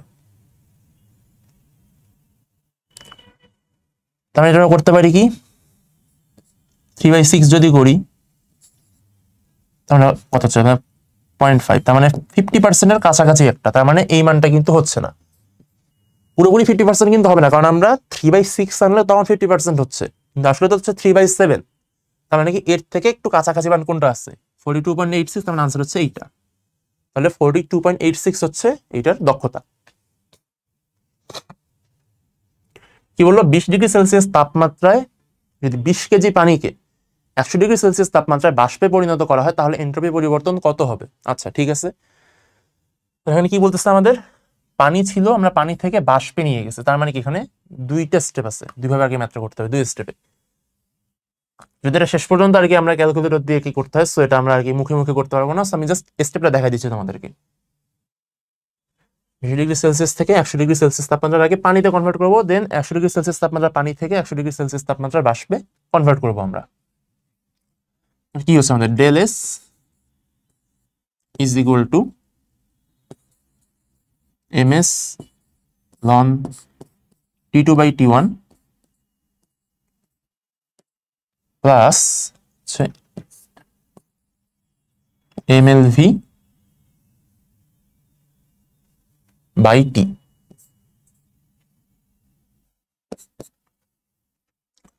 m এর মান দেখো কত দেওয়া আছে 20 কেজি,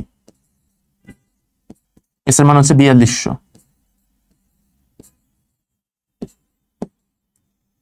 লন দিলে কত হচ্ছে T2 এর মান কত, T2 হচ্ছে আমাদের 100, মানে হচ্ছে কত 100 প্লাস 273, তার মানে কত 373 কেলভিন।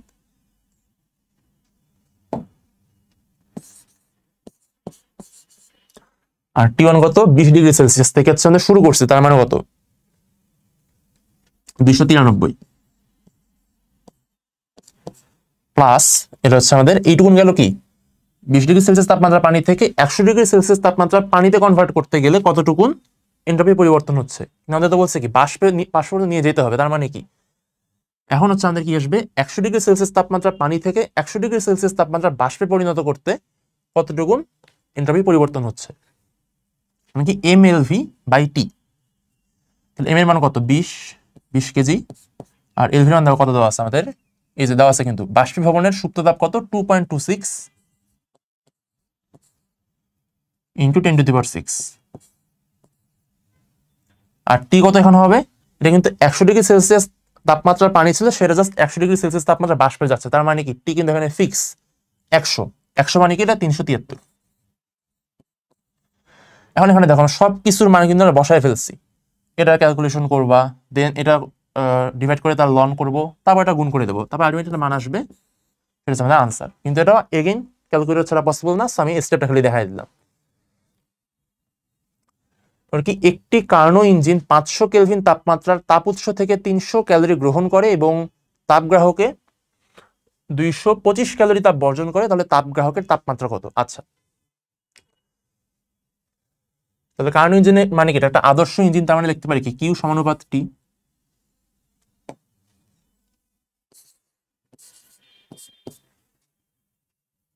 তার মানে হচ্ছে কি Q1 বাই Q2, আমাদের তাপ গ্রাহকের তাপমাত্রা লাগবে, তার মানে হচ্ছে T2 এর মানটা লাগবে হচ্ছে Q2 by Q1 is equal two T2/T1।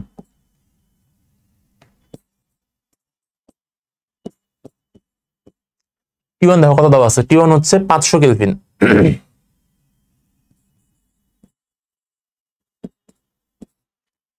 R Q2 দাও কত বলছে, তাপগ্রাহকে কত তাপ বর্জন করে, সেটা হচ্ছে 225। আর Q1 হচ্ছে 300 ক্যালোরি।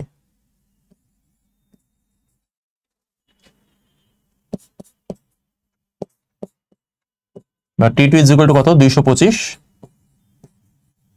গুণন 500 ডিভাইডেড বাই 300। এটা করবা কি, 225কে আমরা 200-তে কনভার্ট, 200 ধরে নিই আর কি, 200 ধরে ম্যাথটা করলে ইজি হবে। তাকে 0 0 করে কেটে দাও,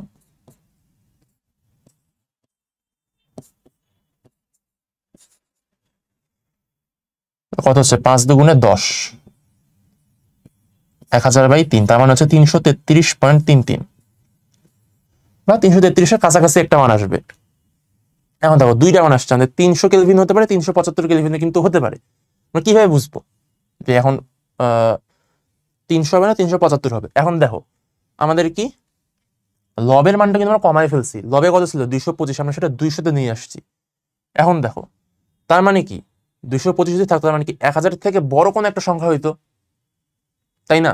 মানে লবটা কিন্তু একটু বড় হইতো, আমরা লবটাকে একটু ছোট করে নিয়ে তারপর 333 পাইছি। মানে অরিজিনাল মানটা কিন্তু লবটা যখন বড় হবে তখন আমরা অরিজিনাল মানটা পাবো। মানে কি লব যদি বড় হয় তার মানে কি ভাগফলটাও বড় হবে। তার মানে কি 333-এর থেকে যে বড় একটু মান আছে সেরকম আর কি তার মানটা, তার কাছাকাছি মানটা সেটা হবে। 333-এর থেকে বড় কোনটা আছে, এইটা এত বড় তো বাদ, 135 তো হচ্ছে না, এই দুটোর মধ্যে সমস্যা না। 333-এর থেকে বড় মানটা লাগতেছে আমাদের বা পাচ্ছি হিসাব করে আর কি। সো আনসার হবে 375 কেলভিন। কারণ লবটা কিন্তু ছোট করছি, লব ছোট করার পরে আমরা 333 পাইছি, কিন্তু অ্যাকচুয়ালি তারা 25 তো আসছে লবে।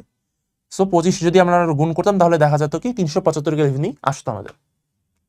তার মানে আমাদের তাপগ্রাহকের তাপমাত্রা কত, 375 কেলভিন। পর কি একটি কার্নো ইঞ্জিন বাষ্পবিন্দু এবং বরফবিন্দুর মধ্যে কাজ করলে এর দক্ষতা কত? আচ্ছা এখন দেখো বাষ্পবিন্দু মানে কি, এটা হচ্ছে আমাদের 0 ডিগ্রি সেলসিয়াস, তার মানে কত, কত 273 কেলভিন। সরি ভুল বললাম, এটা তো বাষ্পবিন্দু মানে হচ্ছে 100 ডিগ্রি সেলসিয়াস।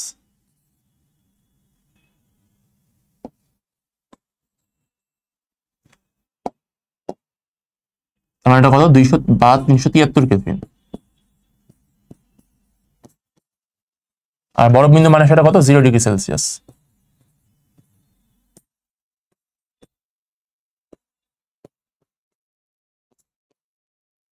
তাহলে দক্ষতা কত হবে আমাদের, জানি আমরা কত, 1 মাইনাস T2/T1।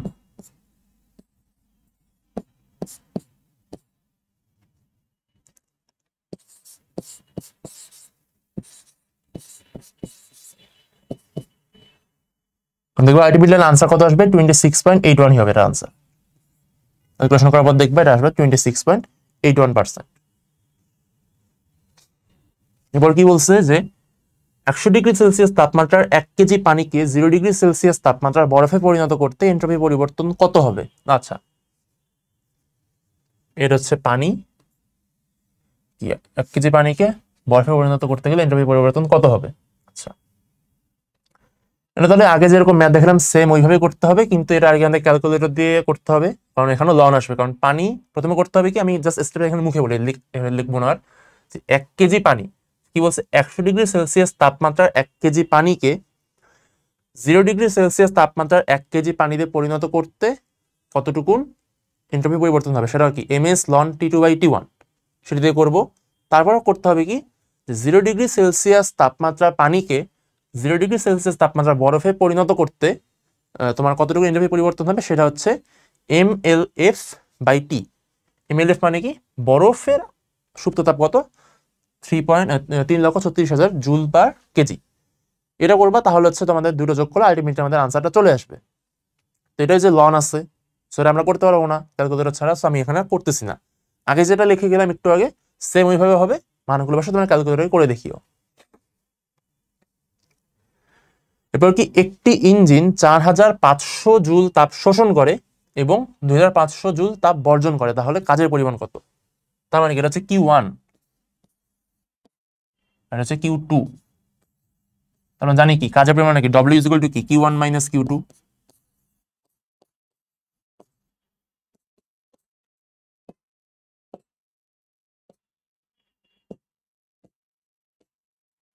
আনসার কত? 2000 জুল।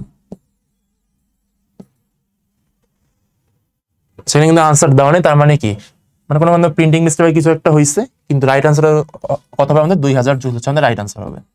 এখানে হচ্ছে কোনো আনসার দেওয়া নেই আর কি এখানে। ওর কি বলতেছে, 127 ডিগ্রি সেলসিয়াস এবং 27 ডিগ্রি সেলসিয়াস তাপমাত্রার মধ্যে কর্মরত একটি কার্নো ইঞ্জিনের কর্মদক্ষতা কত হবে? আচ্ছা, আমরা এখানে তাপমাত্রা জানি, এটা কত? T1, এটা হচ্ছে কত? T2।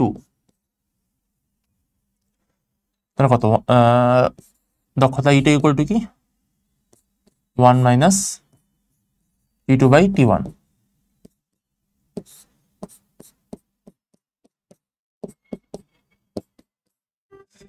দেখো T1 মাইনাস T2, এখানে হচ্ছে আমাদের কেলভিনে কনভার্ট না করলেও চলবে, কারণ আমরা আলটিমেটলি তো বিয়োগ করতেছে। বিয়োগ করতে গেলে কি কেলভিন তাপমাত্রা বিয়োগফল যা হবে এখানে, সেলসিয়াস তাপমাত্রা বিয়োগফল এখানে সেম হবে। সো এখন দেখো 127 মাইনাস 27 করে কত হচ্ছে? 100। আর T1 মানে কি এইটা, এখন 127 প্লাস 273 করতে হবে।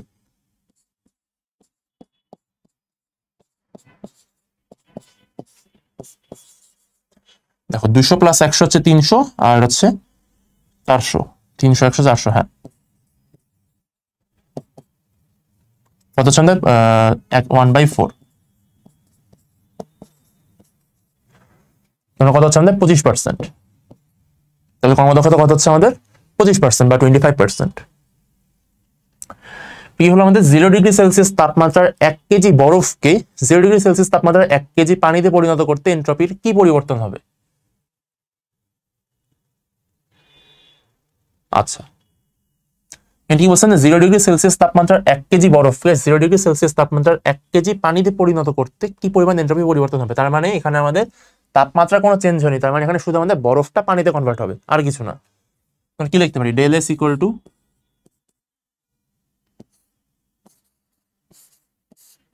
mLF by T. এম এর মান কত? 1 কেজি, 3,36,000। আর টি এর মান কত হচ্ছে? 273, যেহেতু 0 ডিগ্রি তার মানে হচ্ছে 273।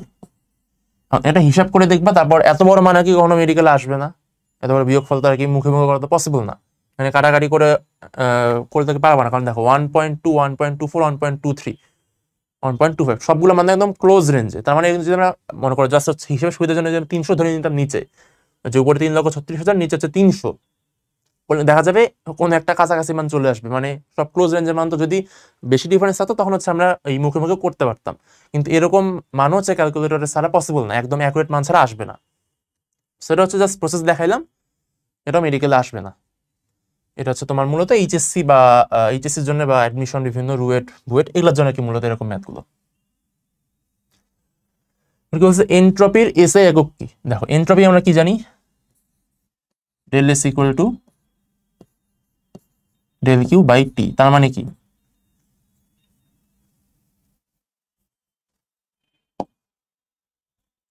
এর কত আমাদের জুল, এটা হচ্ছে কেলভিন, তার মানে কি জুল পার কেলভিন।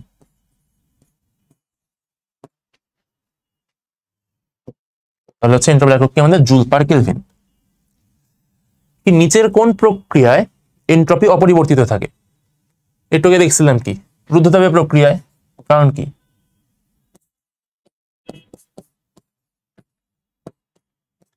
রুদ্ধতাপ হলে কি D equal to 0, T equal to 0, তার মানে কি এনট্রপির কোনো পরিবর্তন হচ্ছে না, তার মানে কি এনট্রপি অপরিবর্তিত বা এনট্রপি স্থির থাকতেছে কিসে? রুদ্ধতাপীয় প্রক্রিয়ায়। কি এনট্রপি হলো, এনট্রপি জিনিসটা কি বলতে? শৃঙ্খলার পরিমাপ না। আমরা জানি কি এনট্রপি মানে হচ্ছে বিশৃঙ্খলা। কি শক্তি রূপান্তরের ক্ষমতার পরিমাপ? এটাও না। কি রূপান্তরের জন্য শক্তি পাওয়ার পরিমাপ? এগুলো কোনোটা হচ্ছে আমরা এনট্রপি থেকে পরিমাপ করতে পারি না। পারি কি? তাপীয় মৃত্যুর সম্ভাবনার পরিমাপ। কারণ তোমরা দেখবা যে তোমাদের এই তাপগতিবিদ্যা যে চ্যাপ্টারটা একদম লাস্টের দিকে লেখা আছে যে পৃথিবীর তোমার মৃত্যু ঘনিয়ে আসতেছে কিসের দিকে? এই তাপীয় মৃত্যুর সম্ভাবনার একটা তো পরিমাণ আছে, সম্ভাবনার একটা পরিমাপ করতে পারি কি এনট্রপি দিয়ে। মূলত হচ্ছে কি এনট্রপির ফলে বিশৃঙ্খলা বাড়তেছে এবং পৃথিবীর একসময় হবে কি তোমার এন্ট্রপি যখন একদম ম্যাক্সিমাম লেভেলে চলে যাবে তখন হচ্ছে পৃথিবী কোনো তাপেও আদান প্রদান করতে পারবে না, পৃথিবীর একটা তাপীয় মৃত্যু হবে, সেটা আমরা পরিমাপ করতে পারি কি দিয়ে? এন্ট্রপি দিয়ে। সো এন্ট্রপি কি? আমাদের পৃথিবীর তাপীয় মৃত্যুর সম্ভাবনার একটা পরিমাপ। এরপর কি এন্ট্রপি পরিমাপ করে সিস্টেমের কি? মূলত জানি কি এটা হচ্ছে এন্ট্রপি বিশৃঙ্খলা পরিমাপ করে। এরপর কি এন্ট্রপি সবচেয়ে কম থাকে কোন অবস্থায়? আচ্ছা, এন্ট্রপি সবচেয়ে কম বলতে কি মিন করতেছে? যে স্টেজে তোমার যে একটা পার্টিকুলার স্টেজে বিশৃঙ্খলা সবচেয়ে কম থাকে। এখন দেখো এই চারটার মধ্যে বিশৃঙ্খলা সবচেয়ে কম কোনটাতে থাকবে?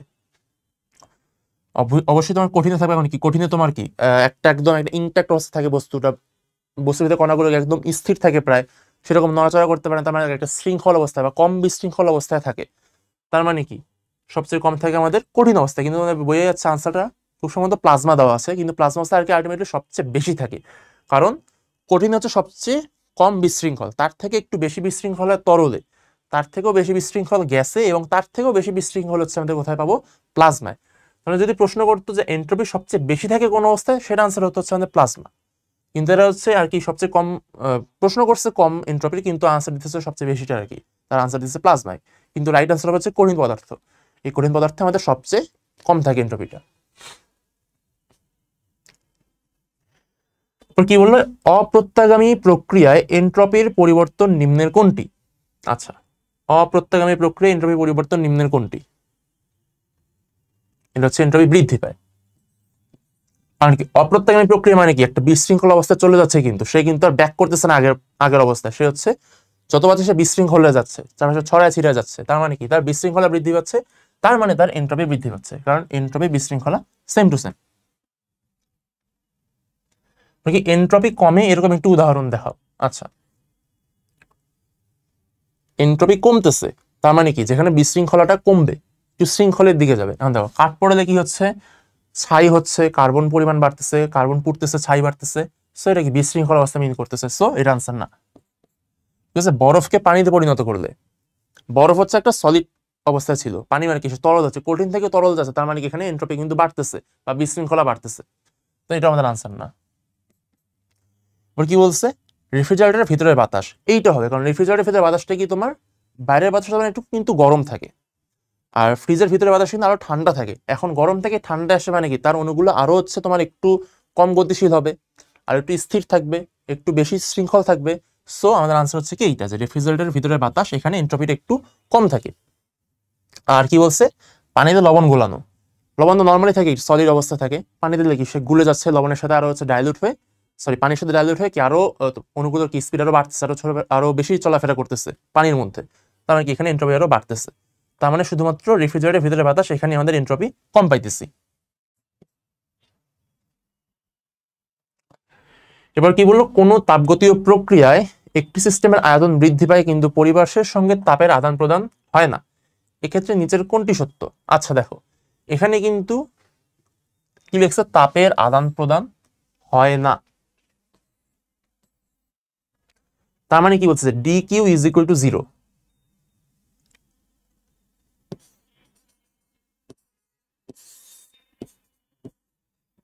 তার মানে কি এটা হচ্ছে একটা রুদ্ধতাপীয় প্রক্রিয়া।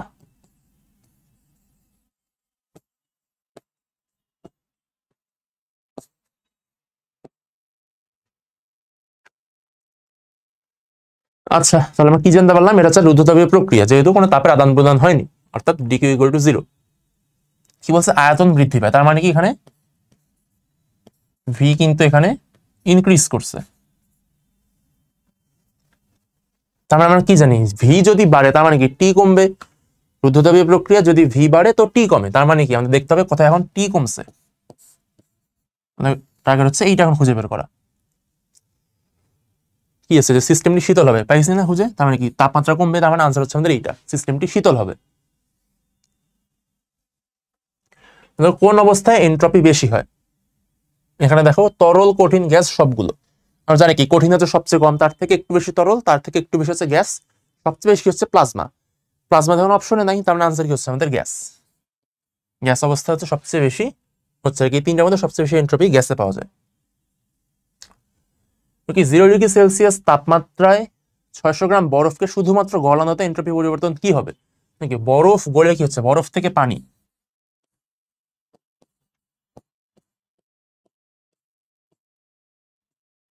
মানে কঠিন থেকে তরল আর কি।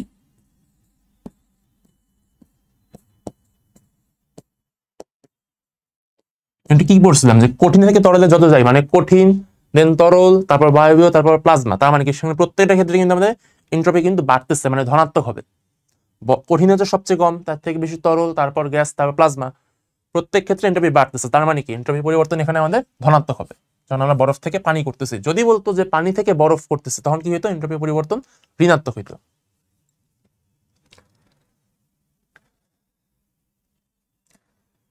ধীরে ধীরে সংঘটিত সমষ্টি এবং রুদ্ধতাপের পরিবর্তন এনট্রপি পরিবর্তন বা ডেলএস কত? আমরা জানি কত হবে এখানে, ডেলএস ইকুয়াল টু 0। ব্যাখ্যার আগের ভিডিও, আগের যে তোমার দুইটা প্রশ্ন ছিল ওখানেও বলছি, এখনো সেম আর কি। কি হয়ে পড়ে? একটি আদর্শ গ্যাস একটি তাপ অন্তরকের আবরণ যুক্ত দৃঢ় পাত্রের শূন্য মাধ্যমে প্রসারিত হলো, ফলে নিম্নের কোনটি ঘটে? দেখো, তাপ অন্তরক বলছে, তার মানে কি এখানে কিন্তু তাপের কোনো আদান প্রদান হতে পারবে না। তার মানে কি হচ্ছে, এটা ডি ইকুয়াল টু 0। আর ডি ইকুয়াল টু 0 মানে কি সেটা?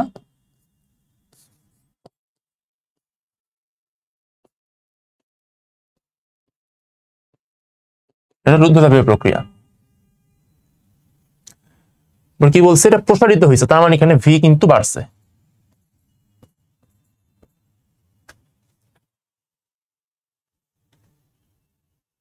আর ভি যদি বাড়ে তার মানে কি হবে? এখানে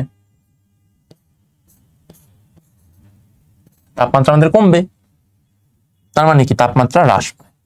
এটা হচ্ছে আমাদের আনসার। কি দ্বি পরমাণু গ্যাসের ক্ষেত্রে সিপি এবং সিভি এর অনুপাত কত? তার মানে কি গামা চাইছে, যে সিপি বাই সিভি আমরা কি জানি? গামা। আর সেটা যদি বলে দ্বি পারমাণবিক গ্যাস, সেটা কত হবে? 1.41। পিভি ইকুয়াল টু ধ্রুবক সমীকরণটি কোন প্রক্রিয়াকে সমর্থন করে? আমরা জানি সমষ্ণ প্রক্রিয়ার ক্ষেত্রে হচ্ছে পিভি ইকুয়াল টু ধ্রুবক। আর যদি বলতো রুদ্ধতাপ, তখন হতো কি আমাদের PV to the power gamma equal to ধ্রুবক। খেয়াল রাখবা, যদি গামা থাকে সেটা হচ্ছে রুদ্ধতাপীয়, না থাকলে সেটা হচ্ছে সমষ্ণ।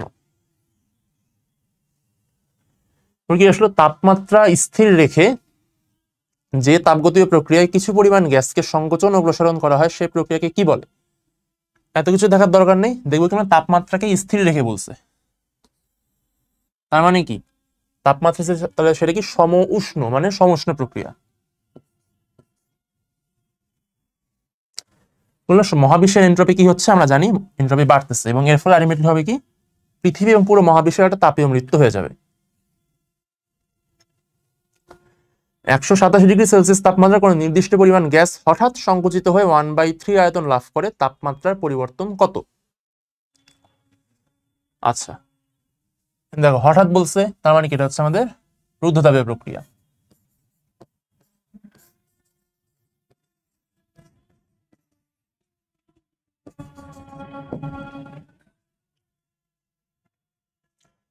কি কি পাইতেছি আমরা? হচ্ছে তাপমাত্রা আর আয়তন, এবং কি TV to the power gamma -1।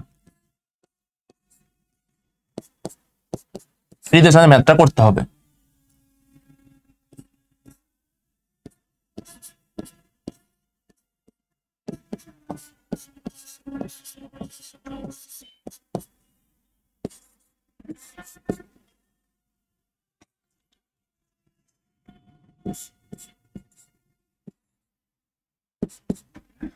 T1 কত আমাদের? 127°C, তার মানে কি 127 প্লাস 273।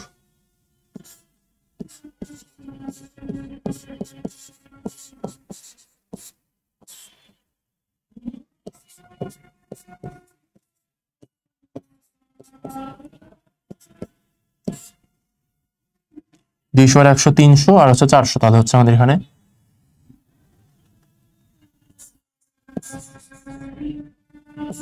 দেখো V1/V2। V1 ছিল কত? আগে একটা তোমার আয়তন ছিল, মনে করো ভি, এটা হচ্ছে কি সংকুচিত 1/3 হয়েছে, তার মানে কি 1/3 লিখতে পারি। এটা আমরা শর্টকাটে কি লিখতে পারি? আবার ডাইরেক্ট 3 লিখতে পারি।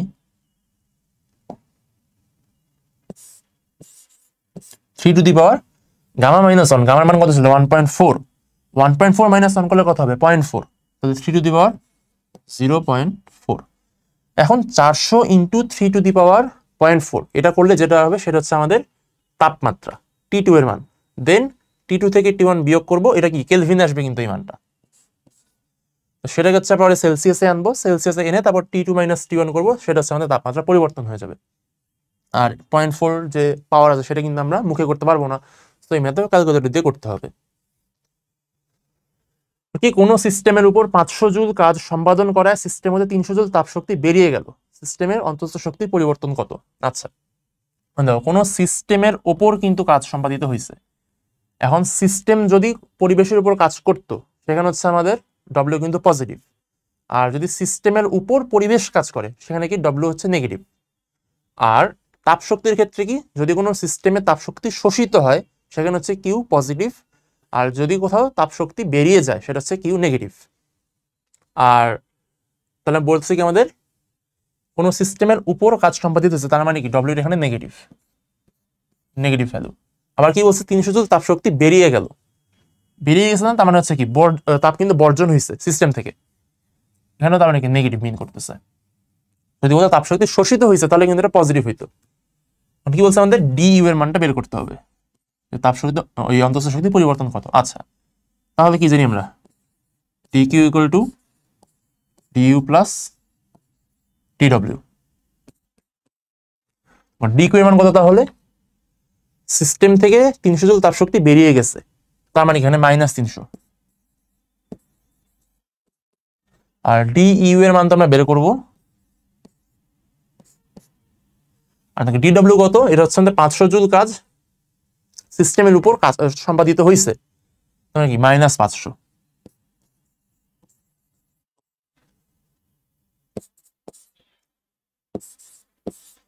তাহলে ডিইউ কত হচ্ছে -300, প্লাস মাইনাস এটা মাইনাস, মাইনাসের পাশে হচ্ছে প্লাস, তাহলে হচ্ছে plus 500 is equal two 200 joule. Answer কত হচ্ছে আমাদের? 200 জুল হচ্ছে এখানে আনসার।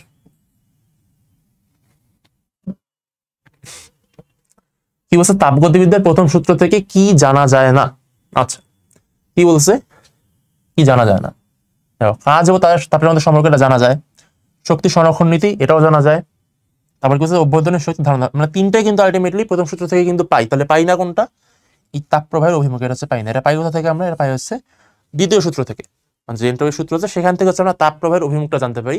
কিন্তু বাকি যে তিনটা আছে এই তিনটা হচ্ছে আমরা তাপগতিবিদ্যার প্রথম সূত্র থেকে বের করতে পারি। কি বলো কোন গ্যাসের জন্য রুদ্ধতাপীয় দিক বেশি খাড়া হবে? আচ্ছা মনে রাখবে এটা কথা হচ্ছে মূলত গামা, যার গামা যত বেশি সেটা হচ্ছে তত বেশি খাড়া হবে। তাহলে দেখো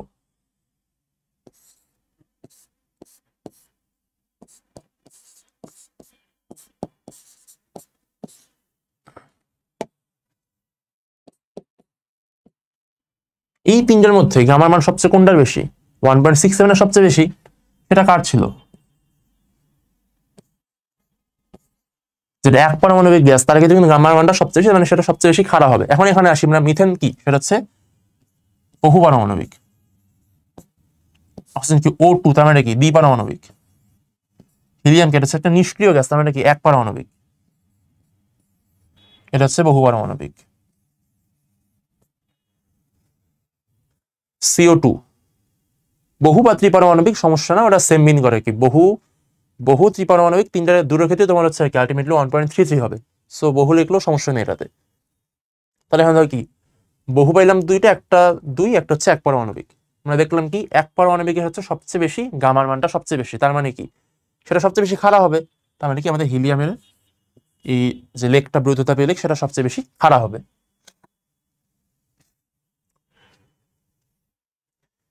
কি আছে যে সমষ্ট প্রক্রিয়ায় একটি সিলিন্ডারের মধ্যে রাখা কিছু গ্যাস 800 জুল কাজ সম্পাদন করলে গ্যাস কর্তৃক শোষিত তাপের পরিমাণ কত জুল? কি বলছে সমষ্ণ প্রক্রিয়ায়, আচ্ছা একটি সিলিন্ডারের মধ্যে রাখা কিছু গ্যাস 800 জুল কাজ সম্পাদন করলে গ্যাস কর্তৃক শোষিত তাপের পরিমাণ কত জুল?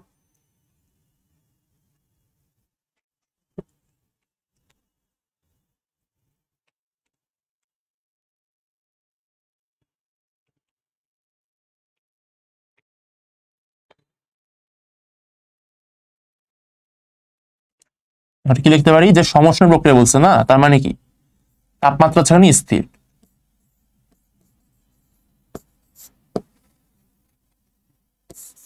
আর তাপমাত্রা স্থির তাহলে সেখানে কেন ডিইউ কিন্তু 0। আমরা বলছিলাম কি যে মেয়ারের প্রকল্প অনুযায়ী কোনো গ্যাসের অভ্যন্তরীণ শক্তি তার তাপমাত্রার উপর নির্ভর করে, আর যেখানে তাপমাত্রা যদি তোমার চেঞ্জ না তাহলে তার ক্ষেত্রে অভ্যন্তরীণ শক্তিরও কোনো চেঞ্জ হবে না। তার মানে ডিইউ ইকুয়াল টু 0 যেহেতু তাপমাত্রা স্থির। তাহলে DU is equal two DU plus DW. DU 0 তার মানে তোমার বাদ। ডিকিউ এর মান কত বলছে? আচ্ছা ডিকিউ তো বের করতে হবে, শোষিত তাপ মানে হচ্ছে ডিকিউ এর মানটা বের করব। বলছে কি 800 জুল কাজ সম্পাদন করে, তার মানে কি এটা হচ্ছে প্লাস, তাহলে এটা হচ্ছে কত 800 জুল। তার মানে কি ডিইউ এর পরিমাণটা হচ্ছে আমাদের 800 জুলই হচ্ছে আলটিমেটলি, আর ডিইউ কিন্তু বাদ পড়তেছে কারণ ডিইউ এর মানটা হচ্ছে 0। তাহলে आंसर কি আমাদের 800 জুল হচ্ছে শোষিত তাপের পরিমাণ। কি 5 ডিগ্রি সেলসিয়াস তাপমাত্রার জন্য ফারেনহাইট স্কেলে মান কত? আচ্ছা আমরা কি জানি যে C/5 is equal to F-32/9। C মান কত 5, তাহলে 5/5 is equal to 1 is equal to 32/9।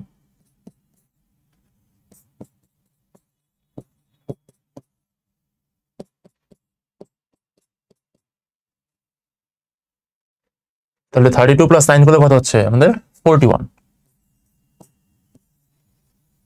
হচ্ছে আমাদের কত 41 ডিগ্রি ফারেনহাইট।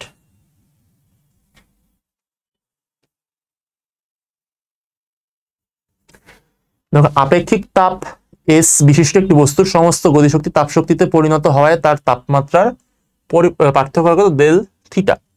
বস্তুটির গতিবেগ কত ছিল? আচ্ছা তার মানে আমাদের গতিশক্তি এবং তাপশক্তি দুটোর মধ্যে একটা সম্পর্ক তৈরি করতে হবে। গতিশক্তির ফর্মুলা কি জানি আমরা, হাফ এম ভি স্কয়ার। আর তাপশক্তি আমরা কি জানি যেটা যে M S del theta. M M কেটে দাও, বা V square equal to 2s del theta, বা V is equal to √2s del theta. গতিবেগ চাইছে তাহলে আমাকে ভি বের করে ফেললাম, ভি হচ্ছে √2s ডেল থিটা। সেটা কোথায় আছে?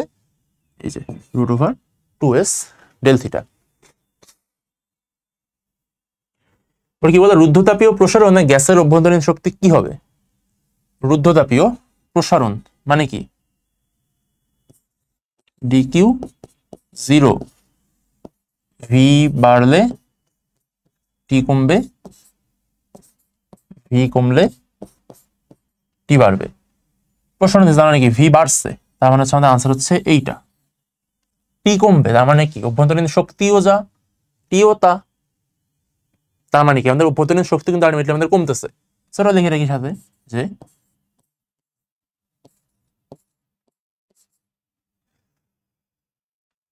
তাহলে হচ্ছে কমতেছে। গৃহীত বা বর্জিত তাপ শূন্য হয় কখন? তার মানে কি এখানে ডিকিউ 0 বলতেছে, তার মানে কি রুদ্ধতাপ।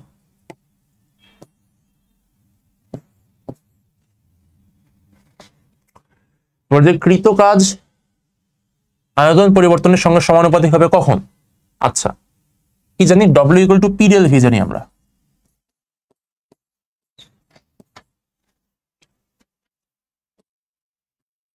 যদি আমরা স্থির চাপ ধরে দিই তার মানে কি পি হচ্ছে কনস্ট্যান্ট, লিখতে পারবো কি ডব্লিউ সমানুপাত ডেল ভি।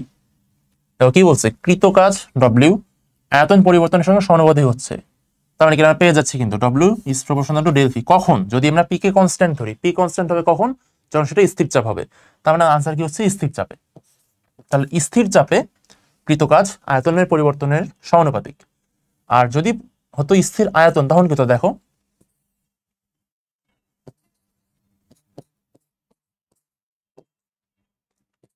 যদি আমাদের আয়তন যদি চেঞ্জ না হতো বা স্থির আয়তন, তার মানে কি আদি আয়তনও যা শেষ আয়তনও তা, তার মানে কি 0 হইতো না। কারণ আদি আয়তন শেষ আয়তন যদি সেম, তার মানে তাদের পার্থক্য ইকুয়াল টু 0, তাহলে W equal to P into 0 is equal to 0। তার মানে স্থির আয়তনে কিন্তু কখনো কোনো কাজই হবে না। আর স্থির চাপ থাকলে কাজ হবে, সেটা কথা হবে আমাদের, সেটা হচ্ছে আমাদের এই কৃত যে আমাদের আয়তনের পরিবর্তন তার সঙ্গে সমানুপাতিক হবে এইটি। তাহলে আমাদের আনসার হচ্ছে এইটার ক্ষেত্রে কি আমাদের স্থির চাপ। আদর্শ গ্যাসের অন্তঃস্থ শক্তির পরিবর্তন হয় না। কি বলছে? আদর্শ গ্যাসের অন্তঃশক্তির পরিবর্তন হয় না কখন? আচ্ছা, অন্তঃশক্তির পরিবর্তন হয় না, তার মানে কি আমাদের চাচ্ছে ডিউ ইকুয়াল টু 0। কখন হবে? যখন আমাদের টি স্থির থাকবে।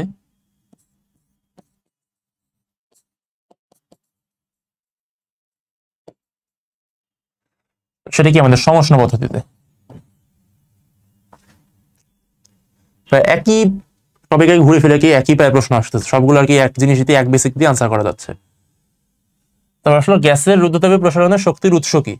আচ্ছা, কি বলছে? রুদ্ধতাপীয় প্রসারণ, তার মানে কি ভি বাড়ছে, টি কমছে। এখন এগুলা যে হলো, তার শক্তির উৎসটা মূলত কি? আচ্ছা দেখো,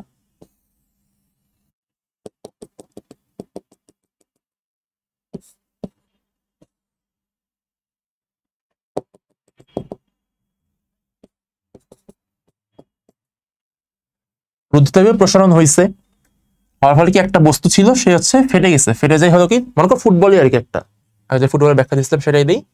ফুটবল ছিল, ফুটবলটা প্রথমে ইনট্যাক্ট ছিল, পরে ফুটবলটা ফুট করে ফেটে গেল। ফেটে যাওয়ার ফলে হলো কি, ফুটবল থেকে বাতাসগুলো প্রসারিত হলো, হচ্ছে বাইরের দিকে ছড়ায় গেল, আমাদের তাপমাত্রাটা কমে গেল। এখন এই যে ফুটবলটা ফেটে গেল, ফাটার ফলে হলো কি, রুদ্ধতাপীয় প্রক্রিয়া, এখানে তাপের কোনো আদান প্রদান হয়নি। তাহলে এই যে প্রসারিত হলো গ্যাসটা, তাদের সে শক্তিটা পেলো কোথা থেকে? এই যে ফুটবলের ভিতরে যখন যখন বায়ুগুলো ছিল বা গ্যাস ছিল, তখন গ্যাসের যে অভ্যন্তরীণ শক্তি ছিল, এই অভ্যন্তরীণ শক্তিরই তোমার আবার শক্তি হিসেবে কাজ করছে কার ক্ষেত্রে? এই গ্যাসের প্রসারণে কাজ করছে। তার মানে এখানে যেহেতু বাইরে থেকে কোনো শক্তি আসতেছে না, তার মানে এখানে শক্তি ভিতর থেকে হচ্ছে জেনারেট হচ্ছে। সেটা কি? অভ্যন্তরীণ শক্তি বা অন্তঃস্থ শক্তি। এই অন্তঃস্থ শক্তিরই একটা পার্ট গ্যাসকে প্রসারণে হেল্প করতেছে। আর যেহেতু অন্তঃস্থ শক্তির তোমার একটা পার্ট তোমার হচ্ছে কি এই গ্যাসকে প্রসারণে হেল্প করতেছে, তার মানে কি অন্তঃস্থ শক্তি নিজে কমে যাচ্ছে। আর অন্তঃস্থ শক্তি কমতেছে মানে কি? তাপমাত্রা কমতেছে। মূলত এই কারণেই ভি বাড়ার কারণে টি কমে যায়। তার মানে কি এই শক্তির উৎসটা কি আমাদের এখানে? অভ্যন্তরীণ শক্তি। আর যেহেতু অভ্যন্তরীণ শক্তি কমে যাচ্ছে এখানে, যার কারণ কিছু অংশ সে তো কি গ্যাসের প্রসারণে ব্যয় করতেছে, সো অভ্যন্তরীণ শক্তি কমতেছে, টিও কমতেছে।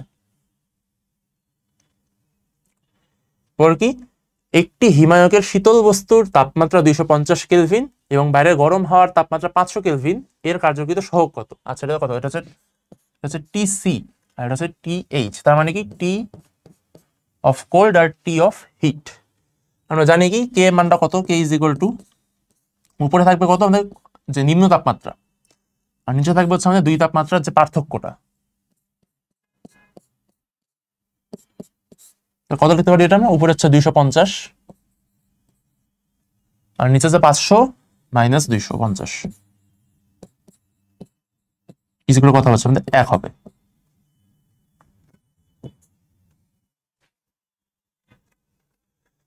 এরপর কি বললো যে কিছু পরিমাণ তাপের কত অংশ কাজে রূপান্তরিত করা যাবে তা জানা যায় তাপগতিবিদ্যার কোন সূত্র থেকে?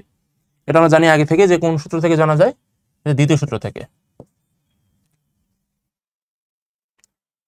কি -10°C এবং 20°C উষ্ণতার মধ্যে ক্রিয়ারত একটি হিমায়কের সর্বোচ্চ কার্যকৃত সহগ কত? এটাও সেম। এটা কত? এটা হচ্ছে টিসি আর এটা হচ্ছে টিএইচ। তার মানে কে কত হবে?